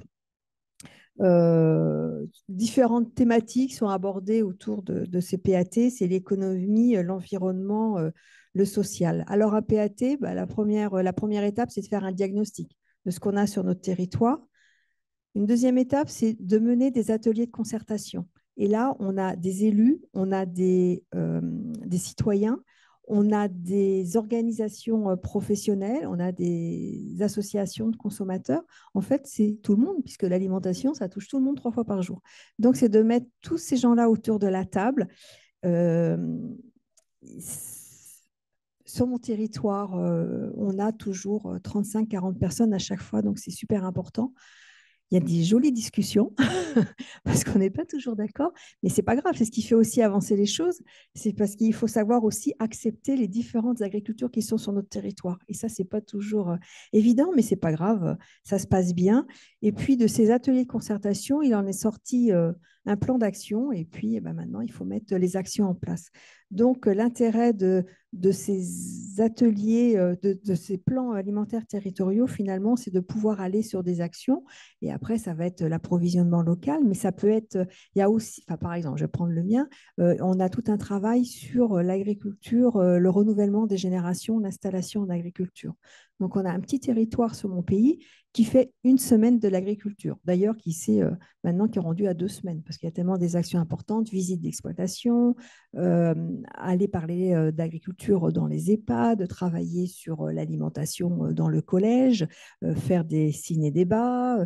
Voilà, donc ça sera de le développer au niveau de tout le territoire de façon aussi à associer le citoyen à cette agriculture de territoire. Il y a aussi une autre action qui nous intéresse, c'est avoir une alimentation de proximité accessible à tous et savoir cuisiner. Pendant le Covid, on s'est retrouvé avec des producteurs qui ont eu beaucoup de production sur les bras. Donc, le conseil régional a acheté les produits de base pour les donner aux banques alimentaires. Et là, les banques alimentaires ont dit stop, stop, stop, stop. On ne sait pas. Les gens ne savent pas cuisiner le poireau, ne savent pas quoi faire avec un poireau. Donc voilà, c'est de refaire des cours de cuisine, mais alors pas spécifique banque alimentaire, spécifique citoyen. C'est vraiment mettre tout le monde autour des casseroles et puis de travailler parce qu'en fait, on peut se nourrir à pas cher avec des produits de qualité, des produits de proximité, mais simplement des produits bruts qu'il faut savoir cuisiner. Donc d'où l'intérêt. Et puis alors, ça va aussi bien des enfants jusqu'aux personnes âgées. Alors, est-ce qu'il faut mettre à l'école? C'est le débat. Moi, je dis non. On a tous les centres de loisirs qui fonctionnent à toutes les vacances scolaires où là, finalement, on a le temps. On a le temps de cuisiner, d'aller chercher les légumes, de prendre le temps de les couper, de les cuisiner et puis de les déguster tous ensemble. Donc voilà, c'est travailler sur une école on a une école de musique, et peut-être travailler sur une école de cuisine sur notre territoire. Voilà, c'est des choses comme ça. C'est vraiment de mettre l'alimentation au niveau de toutes les portes. Et puis, Et puis l'idée géniale là, du chèque restaurant transformé en bon d'achat de produits locaux. Alors c'était un petit peu, je ne vais pas faire de politique, mais c'était un petit peu le but du chèque alimentaire qui avait été soumis. Mais moi, je suis complètement favorable. Je n'avais pas pensé ça, qu'au niveau d'un territoire, on pourrait en effet travailler là-dessus. Donc j'ai vraiment noté parce que je vais, je vais le ramener sur mon territoire. On a aussi besoin, voilà, quand on installe des gens en vente directe, parce que souvent dans nos ateliers, c'est faut qu'on fasse du bio et de la vente directe. OK, alors le bio, moi je sais, j'y suis. C'est très compliqué la filière en ce moment. Et puis la vente directe, faut aussi trouver les débouchés. Et donc là, ça peut être en effet une façon de sécuriser le débouché en ayant la production bio locale. Donc, super intéressant. Merci beaucoup. Donc je te laisse la Ouais, parole de Mathias pour conclure. je vais vous donner une idée, si vous voulez, pour financer aussi vos actions de projet alimentaire territorial. Ça s'appelle la compensation récolte. Alors, je rentre sur un sujet épineux, mais je ne sais pas si vous connaissez. Voilà, c'est ça. Ce que j'allais dire. Donc, on va éviter. Donc, je connais bien le sujet parce que du coup, on travaille vraiment. Historiquement, on a beaucoup travaillé sur éviter, réduire, compenser, écologie. Là, on est sur le zéro artificialisation nette. Donc, on fait des propositions ensuite au Sénat. Oui, on voit le sujet. On va partir du principe que celui-là est vertueux. Donc là, je donne un exemple. C'est un projet photovoltaïque qui était en Dordogne. Donc bon, voilà, c'est pareil, projet photovoltaïque. Il y en a qui c'est des bourrins, mais bon, enfin, on ne peut pas non plus tout écarter. Il faut quand même faire des énergies renouvelables. C'était de l'agrivoltaïsme, etc. Et donc on a fait, voilà, on a fait toute la doctrine et on arrive avec des montants de compensation agricole collective qui peuvent être assez élevés, hein, ces montants de compensation agricole collective. Et donc, je ne sais pas, en fait, on s'est rapproché du SCOT, donc du syndicat mixte, qui montait un projet alimentaire territorial. On a dit, bah, on ne va pas réinventer l'eau chaude. Et en fait, on a créé juridiquement un fonds de compensation agricole collective. Donc, en partenariat, enfin, c'est le syndicat mixte finalement qui l'a créé. Et donc, en fait, le projet photovoltaïque a pu abonder dans ce fonds de compensation agricole collective qui permet de financer les actions du plan d'action. Parce que combien de plans d'action on a avec des actions qui ne se font pas, ça, on l'a aussi. Et donc, en fait, ça a permis justement de créer un atelier de transformation, de financer une partie d'un supermarché local sur place, sur les agriculteurs qui étaient concernés. Et l'atelier de transformation, c'est aussi, on va dire, le cours de cuisine, mais qui évite de mettre sur la responsabilité individuelle le sujet justement de la transition écologique ou agroécologique. En fait, c'est la diversification aussi du producteur qui ne fait pas que de la production primaire. Et du coup, ben voilà, du coup, maintenant, il y a un atelier de transformation sur place et le projet alimentaire territorial peut prendre vie aussi ça. Donc, il y a énormément de garde-fous, évidemment, avec éviter, réduire, compenser, etc. Mais il y a des choses intéressantes qui peuvent être faites. Alors moi, je trouve ça passionnant. On va peut-être échanger nos coordonnées parce qu'on pourrait faire des échanges. Et en effet, on parlait des artificialisations et ça, c'est extrêmement important aussi puisqu'on rentre dans le fameux ZAN qui va nous obliger finalement à réfléchir notre artificialisation autrement. Et c'est ça qui est intéressant parce qu'il n'y a pas que l'artificialisation. Il y a tout le côté biodiversité, il y a tout le côté ressources en eau qu'il va falloir explorer. Et tu parlais d'un raisonnement systémique sur les exploitations, mais je pense que ça va être aussi un raisonnement systémique sur notre planification territoriale, parce que je suis aussi présidente d'un pays et donc on est en pleine révision de SCOT, donc on est en plein dedans, et on voit bien que cette artificialisation, c'est à tous les niveaux, que ce soit SRADET au niveau région, que ce soit au niveau SCOT, au niveau de l'EPCI, puis le PLU au niveau de la commune. Et donc, il faut vraiment en effet qu'on travaille là-dessus, qu'on arrive à désimperméabiliser des sols, qu'on utilise des friches industrielles, qu'on puisse finalement remettre aussi de la nature au milieu de nos espaces. Donc, plein de projets finalement pour le végétal dans les années à venir. Merci beaucoup. Est-ce que Jean-Paul, du coup, voulait donner le petit mot de la fin par rapport à cette notion de désartificialisation et de ressources génétiques pour aller dans ce sens? Je vais rebondir sur ce qu'a dit Patricia. Elle parlait sur le territoire, il y a différentes agricultures et c'est ça qui va participer aussi aux besoins et à la solution. Il faut imaginer aussi que voilà, le végétal, c'est différentes solutions. C'est un monde, le végétal environnemental, c'est un monde très vaste avec une diversité qu'on ne connaît pas encore. il y a beaucoup de possibilités derrière. Il faut là aussi ne pas opposer, se mettre des doctrines en tête, hein. On a de toute façon un futur qu'on ne connaît pas complètement et il faut utiliser le plus la palette d'outils qu'on va avoir. Et on a des besoins énormes dans des sociétés qui se sont complètement urbanisées de refaire rentrer du végétal. Et plus on aura de palettes pour cela, mieux ce sera. Merci beaucoup. Je pense que c'est un très joli mot de conclusion. Voilà, donc on arrive au bout de la présentation qu'on souhaitait vous faire. Va s'ouvrir le temps d'échange.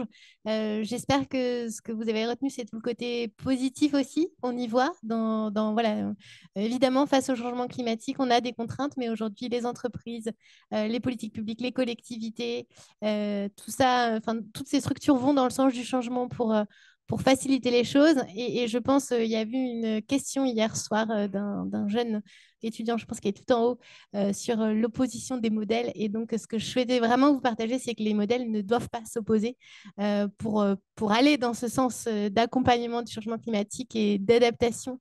Il faut faire preuve de créativité, mais il faut se servir des ressources génétiques historiques et des nouvelles pour trouver la force d'avancer.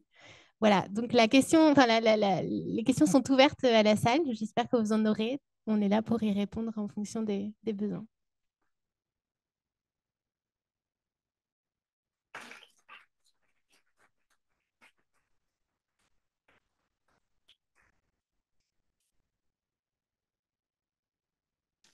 Il y avait une question. Alors, il faut parler dans le micro parce que je ne sais pas s'il y a toujours des gens en visio. Mais...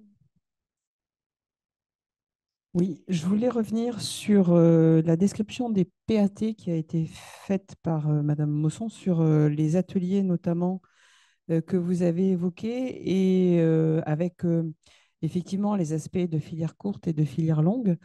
Et je voulais savoir concrètement si certains types d'acteurs, donc pour ne pas les nommer la grande distribution, qui est aussi un acteur territorial, étaient présentes dans ces démarches-là et quelle était un petit peu leur position. Alors, je fais écho à un projet qui a été présenté hier qui s'appelle Interlude sur justement l'évolution des pratiques des agriculteurs et comment on a des verrous sociotechniques aujourd'hui par rapport à cette évolution en circulant sur la confrontation avec ce type d'acteurs et les cahiers des charges qui en dépendent, etc. Donc, je voulais voir un petit peu comment, dans ce type de démarche, ces acteurs se positionnent.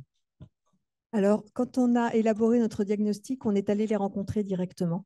On est allé rencontrer les GMS, on est allé rencontrer aussi les restaurants, parce que là aussi, il y a un super levier de débouchés. Et alors, les GMS, et comme je pense un peu chez vous aussi, ils aiment bien travailler avec les acteurs locaux. Alors, je ne sais pas si c'est par conviction ou si c'est par communication. Je vous laisserai répondre. Mais ce qui a quand même permis finalement à certains producteurs de vente directe d'avoir des débouchés.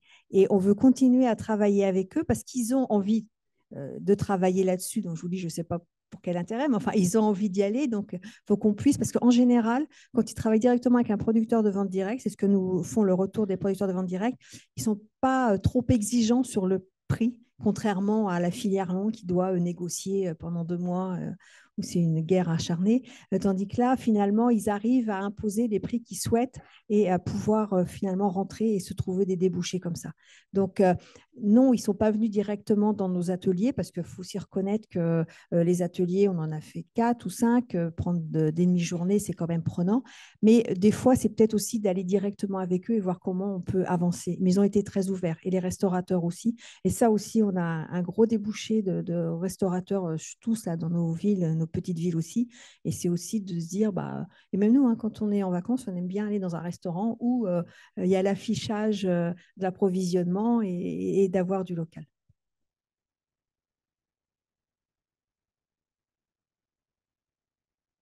D'autres questions? Les sujets qui ont été abordés étaient très larges, donc pas hésiter. Je vois qu'il y a un groupe d'étudiants et moi, j'ai vraiment envie qu'on vous envoie un message positif parce que je trouve que vous avez une chance inouïe d'être étudiant à notre époque. On a vu toutes les opportunités dont on a parlé. Il y a plein de défis à relever. Il y a plein vraiment d'actions à mettre en place et de se dire que vous êtes la jeune génération qui allait booster nous, les plus anciens, pour travailler là-dessus.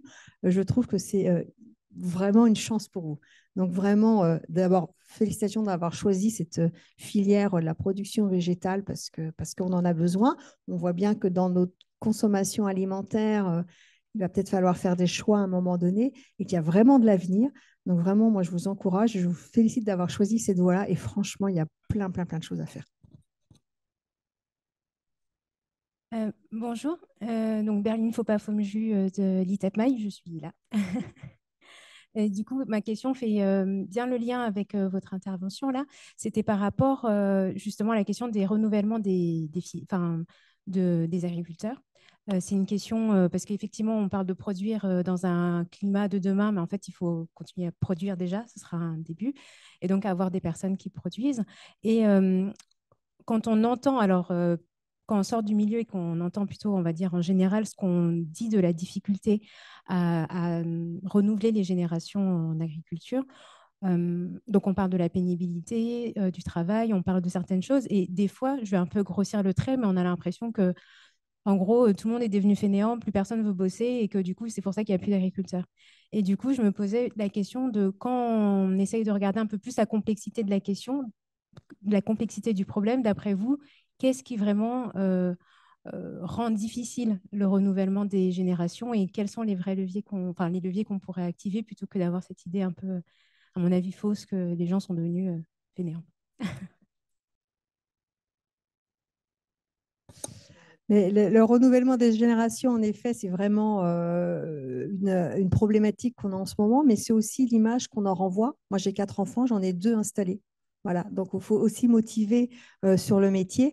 Donc, d'un point de vue politique, on a lancé ce qu'on appelle les territoires pilotes installation transmission. On met autour de la table tous les organismes, tous les acteurs de l'agriculture et on leur demande de travailler sur des solutions un petit peu innovantes pour attirer les jeunes. Donc, il y a ça. Là, on met en place la nouvelle dotation jeunes agriculteurs qui va démarrer au 1er janvier 2024. Là aussi, avec un socle de base plus élevé, avec une modulation pour la bio, parce que même si la bio est en difficulté, il faut continuer à la soutenir. Ce n'est pas parce qu'on a une difficulté qu'il faut baisser les bras. Donc, il faut continuer à la soutenir avec une modulation élevage aussi qui est extrêmement intéressante. Donc, c'est aussi d'accompagner sur tout le parcours à l'installation. C'est d'accompagner sur le financement de la formation. Enfin, c'est de pouvoir mettre tous les leviers politiques. Là, on va lancer un grand plan élevage aussi pour pouvoir soutenir l'élevage sur notre territoire. L'élevage, c'est aussi les paysages, la biodiversité. Donc voilà, c'est de mener des politiques de financement qui nous permettent finalement de pouvoir réorienter des jeunes vers notre métier d'agriculture. Si on veut manger demain, il va falloir qu'on produise. Pour l'instant, et il va peut-être falloir aussi qu'on arrête un petit peu certaines contraintes réglementaires, administratives qui, franchement, nous pèsent très lourd. On donne à manger à nos enfants des choses qu'on nous refuse de produire chez nous. On donne à manger à nos enfants des choses qu'on nous refuse de produire sous contraintes administratives et réglementaires. Donc, il va peut-être falloir remettre un petit peu aussi les choses à leur place.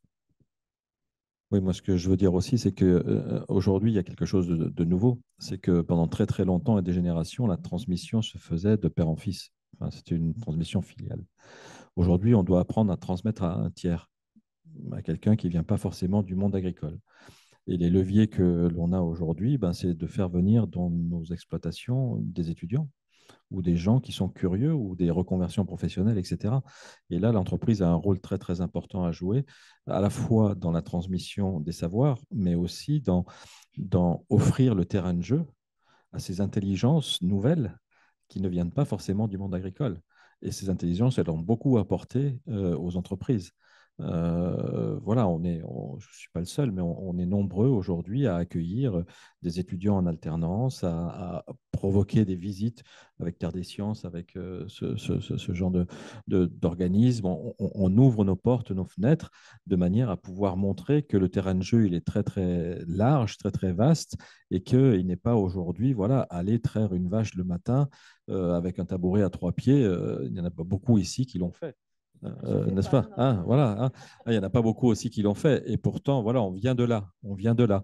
Mais aujourd'hui, l'alimentaire est quelque chose de sympa. Si on veut manger bon dans une assiette, autant être acteur de cette alimentation et montrer ces terrains de jeu avec tous les moyens aujourd'hui qui nous sont donnés. La communication, ben voilà, il y a les réseaux, il y a des tas de choses. Soyons transparents, ouvrons nos portes et nos fenêtres, faisons venir ces générations chez nous et aidons aussi ceux qui ne savent pas transmettre. Parce qu'il y a aussi cette incapacité parfois par naïveté, par peut-être complexe, mal placé, ou je ne sais pas. La transmission est parfois difficile. Mais aujourd'hui, voilà, une des principales difficultés, c'est que nous devons transmettre à des gens qui ne sont pas issus du milieu.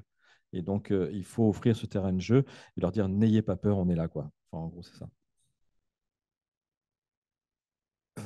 Ouais. Je n'ai pas forcément trop de réponses quand même. Bon, je vais quand même mettre un peu les pieds dans le plat, j'aime bien. Mais enfin, déjà, le métier agricole, il a quand même changé quand même avec le temps.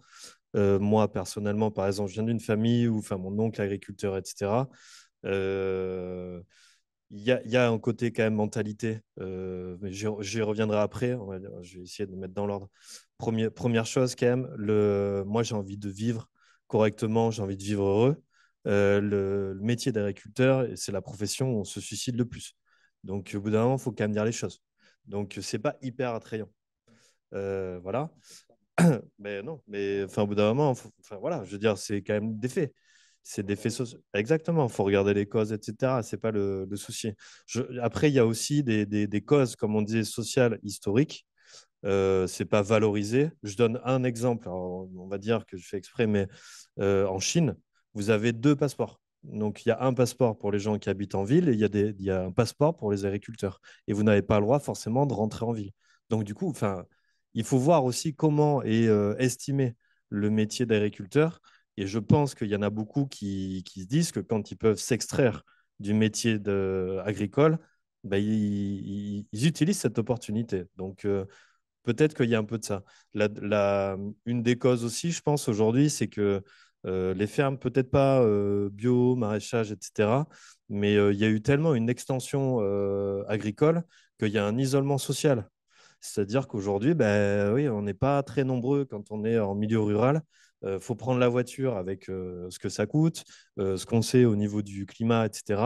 Donc, je pense qu'il y a aussi ce côté social d'isolement qui peut faire que, ben voilà, c'est difficile. Enfin, on ne peut pas remettre, c'est un peu ça aussi, de dire, ben voilà, c'est des feignants les jeunes, ils ne veulent plus travailler métier agricole. Enfin, on ne peut pas aussi leur en vouloir de ne pas forcément avoir envie ben, de cette situation, hein, concrètement. Moi, je pense qu'il y a un peu de ça, quoi. Mais tout le monde veut manger, mais il faut voir à quel prix on fait manger les gens, quoi. C'est ça que... Moi, je dis juste ça après. Hein, je suis d'accord qu'il faut. Je donne juste la prochaine question après Régis. Bonjour, donc moi je suis Annie Sigwalt, sociologue à l'ESA d'Angers. Je voulais souligner le fait qu'effectivement le renouvellement des générations, c'est une thématique très importante, mais qu'en même temps il y a souvent, très souvent, et c'est le cas ici aussi, un impensé sur le travail salarié en agriculture. En fait, on ne parle jamais des salariés en agriculture alors que leur nombre croît de façon très importante. Qu'il s'agisse des salariés permanents sur les exploitations temporaires ou bien des salariés qui sont également employés par des CUMA ou d'autres types d'entreprises qui interviennent. Moi, je parle là des salariés de production. Et je me demandais en fait s'il y avait des politiques particulières qui étaient envisagées justement pour développer le travail salarié et des formations, parce qu'en fait, même dans les instituts de formation, très souvent, on prépare avant tout des futurs repreneurs d'exploitation, on ne prépare pas des salariés d'exploitation.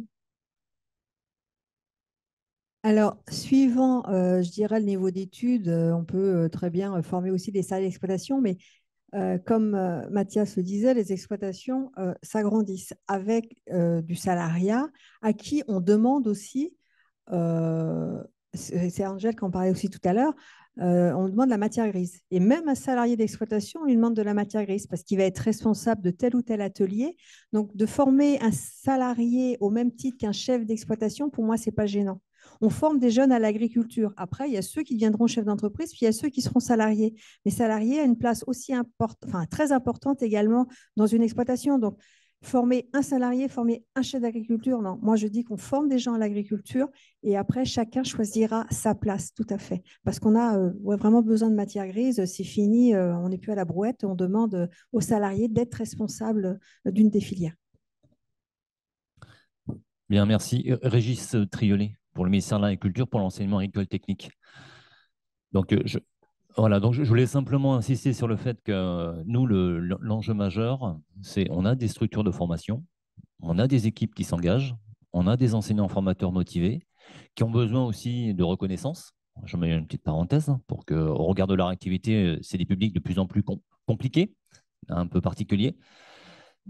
Comment on peut faire collectivement pour faire en sorte que l'attractivité soit confirmée par des jeunes sortis de collège qui ont eu peut-être des cheminements qui permettent de confirmer un petit peu un début de projet d'avenir dans un contexte et un environnement incertain, hein, avec des informations qui ne sont pas toujours faciles à prendre le matin au réveil. Voilà, et au niveau de la cellule familiale, il faut aussi réfléchir sur quel accompagnement qui est fait et d'où vient un peu la complexité que l'on constate et quelle est la place de chacun des acteurs dans la chaîne de valeur concernant le rôle à jouer dans le fait de favoriser cette attractivité.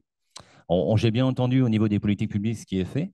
Moi, mon interrogation, c'est où est l'engagement et la place de chacun des acteurs professionnels à chaque niveau, hein, production, transformation, distribution, et même jusqu'au consommateur qui est un citoyen. Juste, je passerai la parole après à Patricia, mais juste, moi, je témoigne d'expérience récente. Hein. Il y a des personnes dans la salle ici qui savent de quoi il s'agit. Avec Terre des Sciences, on a organisé depuis 3 ans, on a essayé d'organiser des visites d'établissements où nous avons invité les professeurs des collèges à venir dans nos entreprises et qu'ils s'approprient un petit peu nos travails et sur des univers divers et variés. Des entreprises ont été demandées, certaines ont été candidates, d'autres pas. Finalement, nous nous sommes retrouvés, nous, une PME Bioplan et Villemorin, à vouloir à jouer le jeu et à recevoir ces professeurs-là. Et puis, on a lancé les invitations à je ne sais combien de dizaines de collèges du département et de la région. Nous avons eu 6 réponses. Sur les 6 réponses, il y avait un enseignant qui venait de Nice. Et on a passé 3 heures absolument extraordinaires à Bioplan. Hein, et en plus, le public n'était pas nombreux, donc on a pu échanger de manière très, très... Derrière, aucun retour. Rien. Donc voilà, c'est juste une expérience dont je veux témoigner. On a renouvelé l'expérience une 2e année. On a eu 2 inscrits. Donc, de quelle manière aussi l'éducation nationale, que ce soit les filières thermiques ou autres, peuvent aussi motiver leur personnel à s'intéresser au sujet. Parce que le lien avec les familles, c'est comme ça qu'il va se faire. C'est là où on va pouvoir élargir le cercle et raconter aux parents qui vont venir nous dire « mais mon fils, il ne faut rien à l'école ». Non, votre fils, moi j'ai été voir dans l'entreprise dans laquelle il va faire son stage et ça va être vraiment super, vous allez voir, il va se régaler. Donc voilà, c'est juste un exemple ce que je veux dire, mais c'est très très difficile et il y a des bonnes volontés, il y a des gens qui peuvent le faire. Moi je témoigne pour moi, mais il y a d'autres, hein, il y a d'autres entreprises comme les nôtres et dans d'autres secteurs d'activité qui sont prêtes à ouvrir leurs portes et à recevoir et à faire de la pédagogie, mais encore faut-il qu'il y ait le public. Juste en réaction, peut-être, si vous permettez.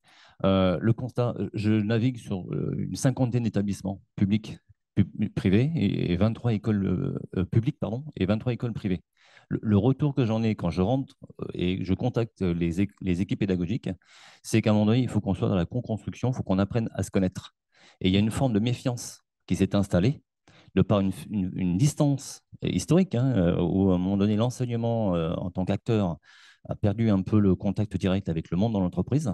Et je crois qu'à ce stade-là, ce n'est pas une simple invitation qui, à mon sens, sera suffisante. C'est une mise en collaboration dans la construction de quelle forme d'invitation. Mais je pense que c'est ce qu'on a essayé de faire avec Terre des Sciences. Comment on doit progresser pour améliorer cet état de fait. C'est ce qu'on a essayé de faire avec Terre des Sciences et ça a du mal à accrocher. Hein. Oui. Bien sûr, mais on n'a pas baissé les bras pour autant. Hein.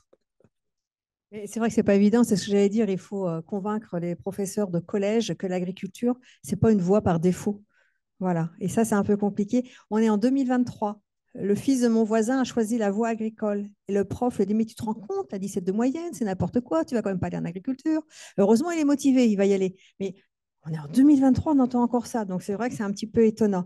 Alors après, il y a du travail à faire, du travail de terrain. On a sur mon territoire la commission locale emploi, formation, orientation professionnelle. Et là, on essaie de faire du lien justement entre le chef d'entreprise qui va… Alors déjà, que le professeur vienne dans l'entreprise, hein, plutôt… Tu as fait une invitation large, c'est génial. Alors nous, on se dit, on est sur le terrain, on va plutôt faire une invitation ciblée en proposant aux professeurs de venir voir ce qui se passe dans l'entreprise, que le chef d'entreprise aille aussi passer une demi-journée à l'école parce que la jeunesse évolue, hein, c'est normal. Donc, il faut aussi qu'on se remette à niveau. On arrive à un certain âge, donc voilà. Et puis aussi, après, c'est de prendre les jeunes en stage dans l'entreprise. Voilà. Donc, c'est du travail de fourmi, mais je pense qu'il faut qu'on commence comme ça.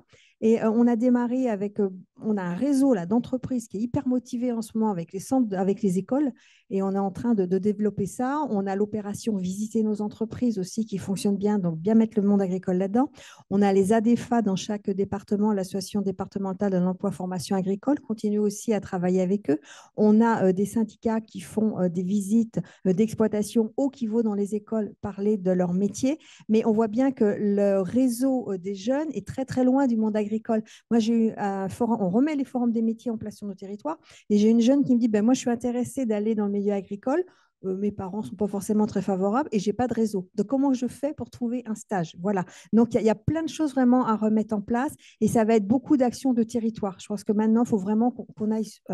Voilà, c'est du travail de fourmi, mais je pense qu'il faut qu'on démarre petit comme ça et puis on fera d'autres petits, on pourra développer.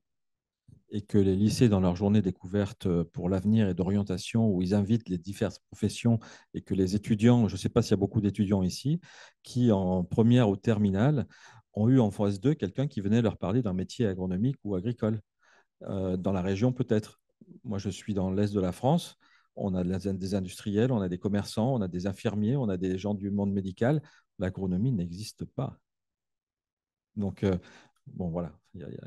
C'est du travail de fourmi, je suis d'accord.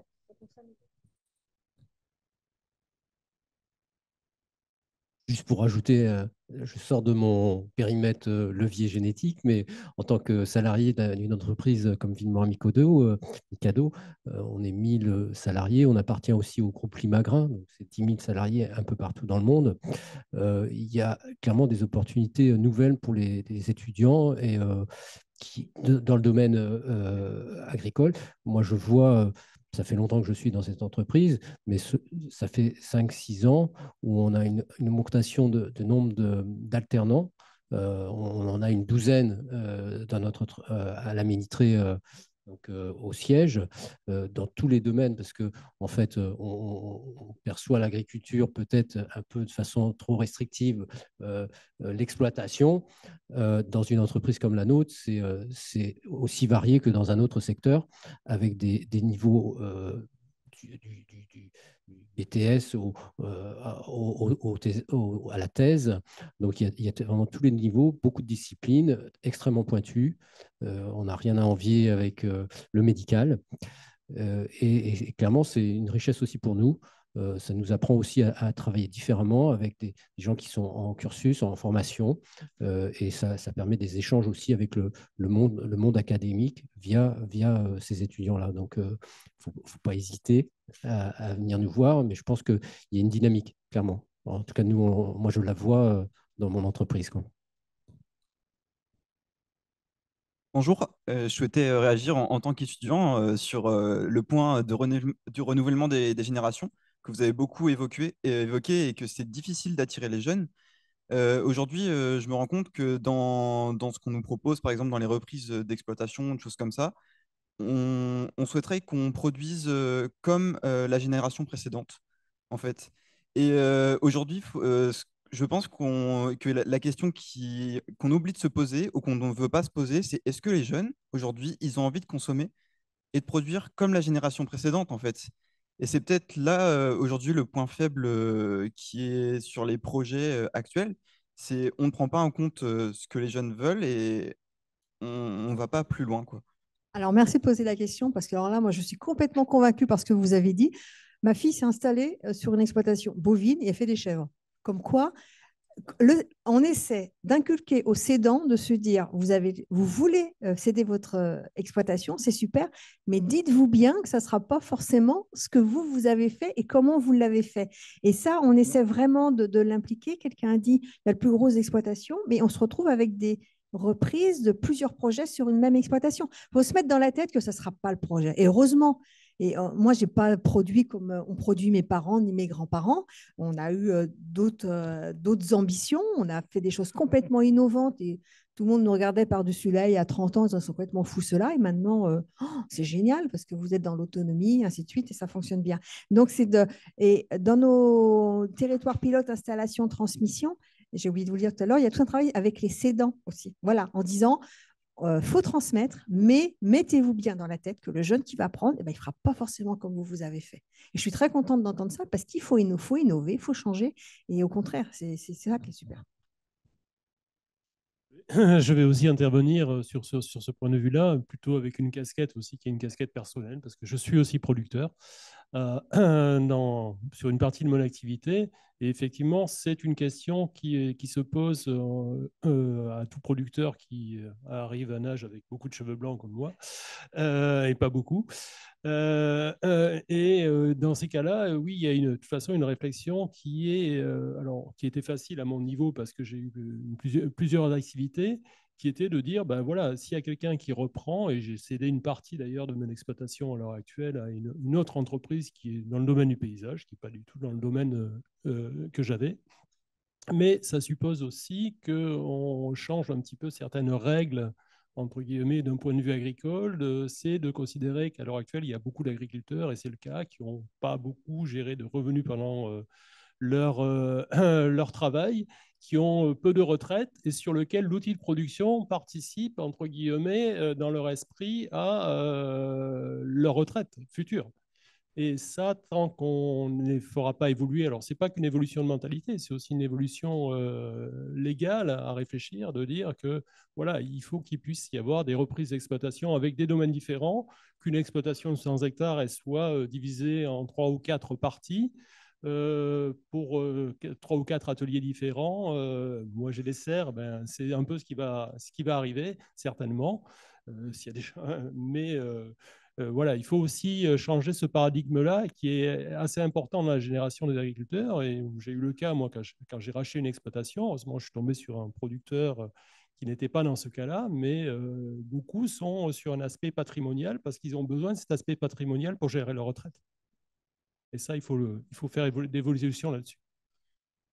Mais il faut aussi se dire qu'on a besoin de tous les systèmes et que les grosses exploitations, ce n'est pas forcément un gros mot. D'ailleurs, je ne sais pas ce qu'on met derrière grosse, parce qu'il y a aussi le nombre de salariés qu'il peut y avoir, mais on aura aussi besoin d'alimenter les filières longues. Donc, on ne pourra pas avoir que des petites exploitations avec des circuits de vente directe.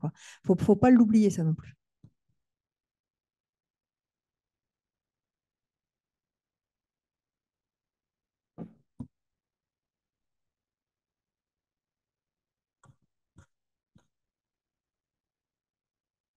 Oui, bonjour, Stéphane Linou, formateur, et je suis intervenu hier soir. Notamment, c'est une question pour Madame la conseillère régionale et élue locale, enfin, élue peut-être maire ou présidente d'Interco.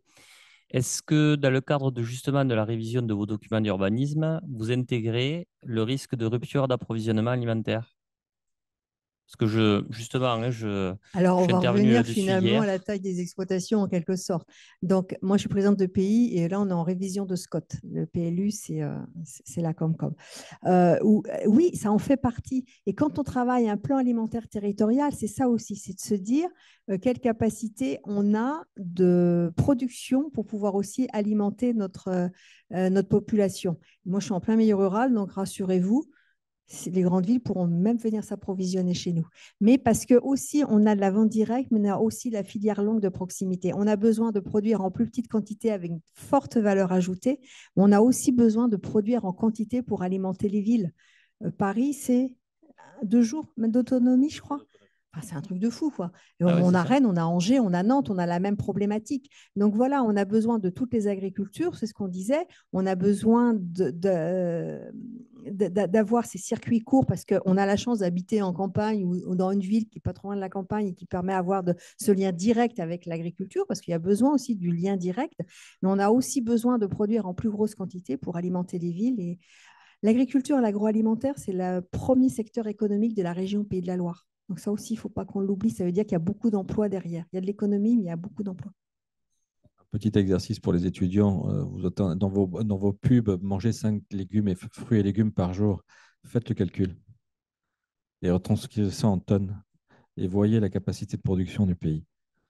Vous allez voir.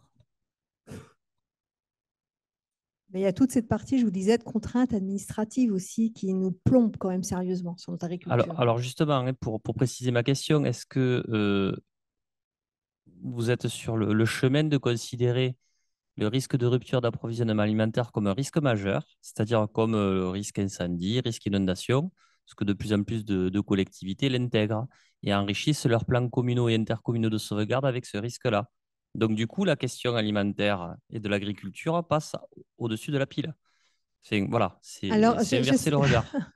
Les élus, je ne sais pas si c'est un risque de rupture alimentaire qui les motive à remettre de l'agriculture sur leurs terrains communaux, ou si c'est plutôt l'envie de se dire je suis en capacité d'alimenter mes cantines locales. J'ai quelques discussions comme ça. J'étais avec Angéloire Métropole hier en visio, Nantes Métropole aussi. C'est pas le risque de rupture qui les inquiète. C'est de se dire, moi, je suis une collectivité, j'ai envie de mettre des produits locaux dans ma cantine, mais du coup, on n'a peut-être pas forcément la même définition du local. Il y en a, le local, c'est vraiment leur territoire administratif. Pour la région, le local, c'est la région Pays de la Loire et 80 km autour. Parce que ça me fait toujours un petit peu sourire quand on dit, oui, mais moi, je veux du local. Sauf que l'abattoir, il n'est pas à Angers, il n'est pas à Nantes. Moi, en bio, il est dans l'Orne. Voilà. Donc, à un moment donné, il faut aussi prendre un petit peu de hauteur et de ne pas dire au secours, la rupture alimentaire. Non, c'est plutôt j'ai envie de relocaliser de l'agriculture sur mes terres. Après, si c'est pour mettre un chef d'entreprise sur les terres de la commune, ça ne me gêne pas. Si c'est pour que ce soit quelqu'un qui soit salarié de la commune pour pouvoir alimenter en légumes, ça m'embête un peu plus. La présence d'un chef d'exploitation, c'est lui qui a l'autonomie de décision. Et ça, c'est extrêmement important. Voilà. Merci. C'est mon point de vue à moi. Hein. Bon.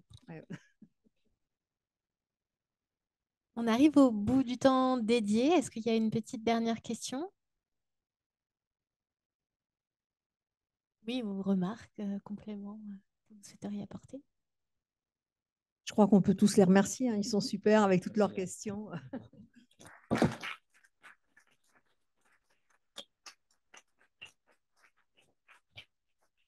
Et merci à vous d'avoir accepté de partager vos points de vue. Merci à Lucille d'avoir animé et contacté ces personnes super intéressantes avec différents points de vue. Merci à tous aussi pour votre participation. Je pense qu'on aurait beaucoup à dire et je pense qu'il faut vraiment qu'on garde dans un coin de nos têtes cette importance de transformer des contraintes en opportunités et de se dire, bah là, il y a un vrai défi, c'est cool, je vais faire un métier, waouh.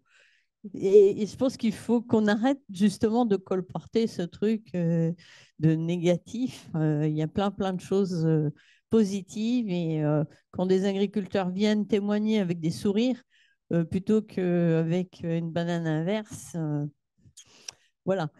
Je pense qu'on va passer à la remise des prix, remise du prix SNHF. Laurent, je te laisse gérer.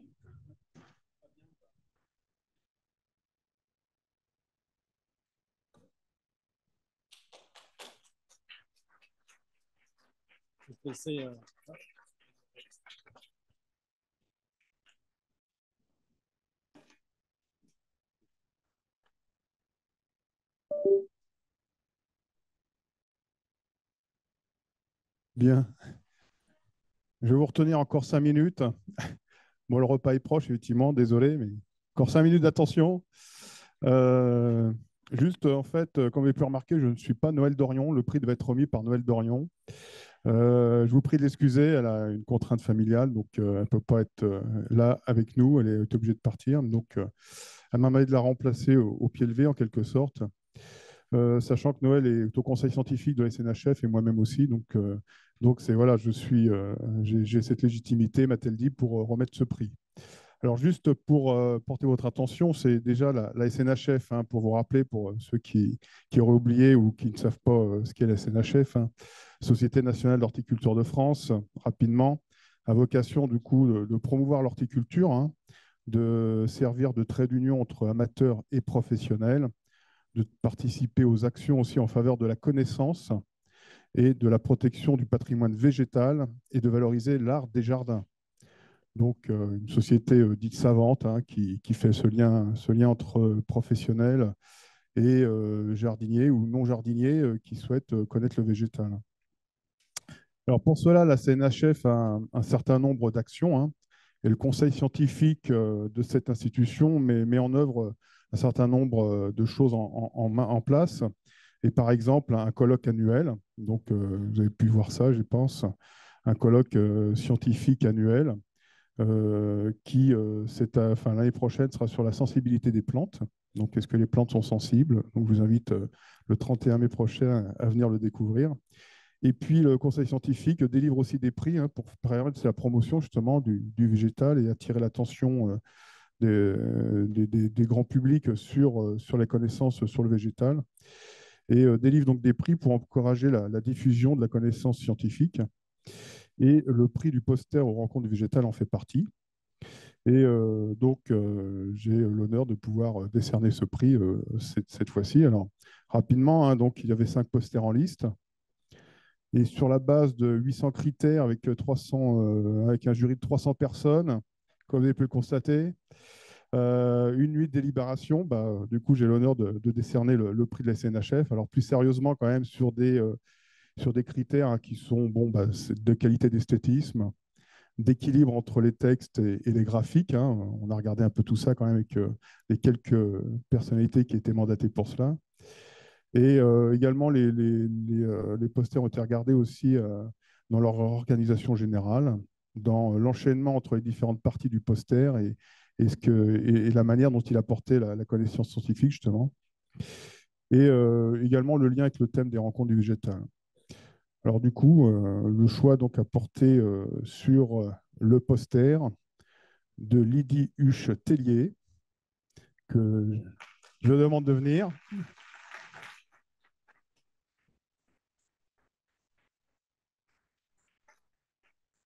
Donc, sur la préparation de l'hortensien avant l'entrée en chambre froide, hein, c'est-à-dire que le titre exact en français, je vais vous épargner le titre en anglais, hein, puisque c'est un poster en anglais, réduire l'irrigation et ou arrêter plus précocement la fertilisation des hortensias à l'automne, intérêts et limites. Donc, bravo à toi, Lydie, et bravo aussi aux autres co-auteurs, hein, de ce poster. Et donc, Lydie, en vertu des pouvoirs qui vous sont conférés, et au nom de la présidente du conseil scientifique de la SNHF, donc Yvette Daté, j'ai l'honneur de te remettre ce prix, voilà, qui sont quelques documentations de la SNHF, du fonds documentaire SNHF. Voilà. Je te laisse découvrir tout ça. Merci pour votre attention.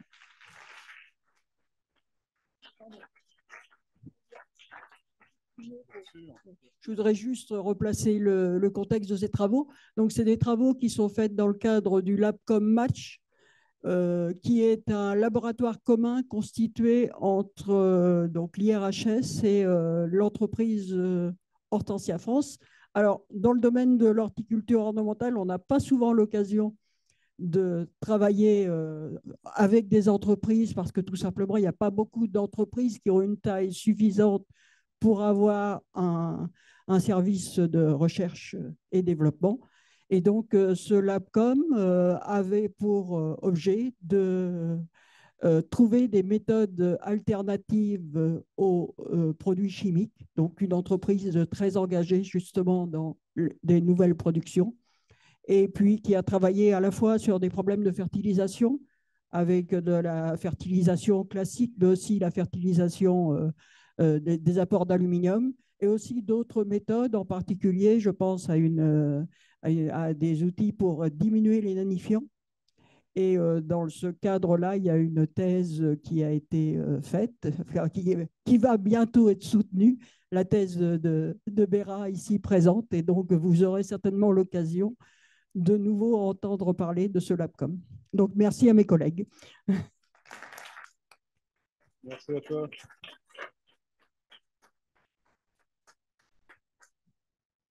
Donc, nous allons maintenant clôturer le colloque avec le mot de la présidente du Conseil scientifique, Monique Baudson.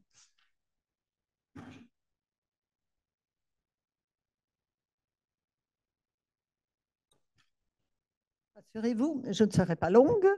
Tout d'abord, je tiens à remercier les participants à la table ronde pour leur intervention et l'exposé.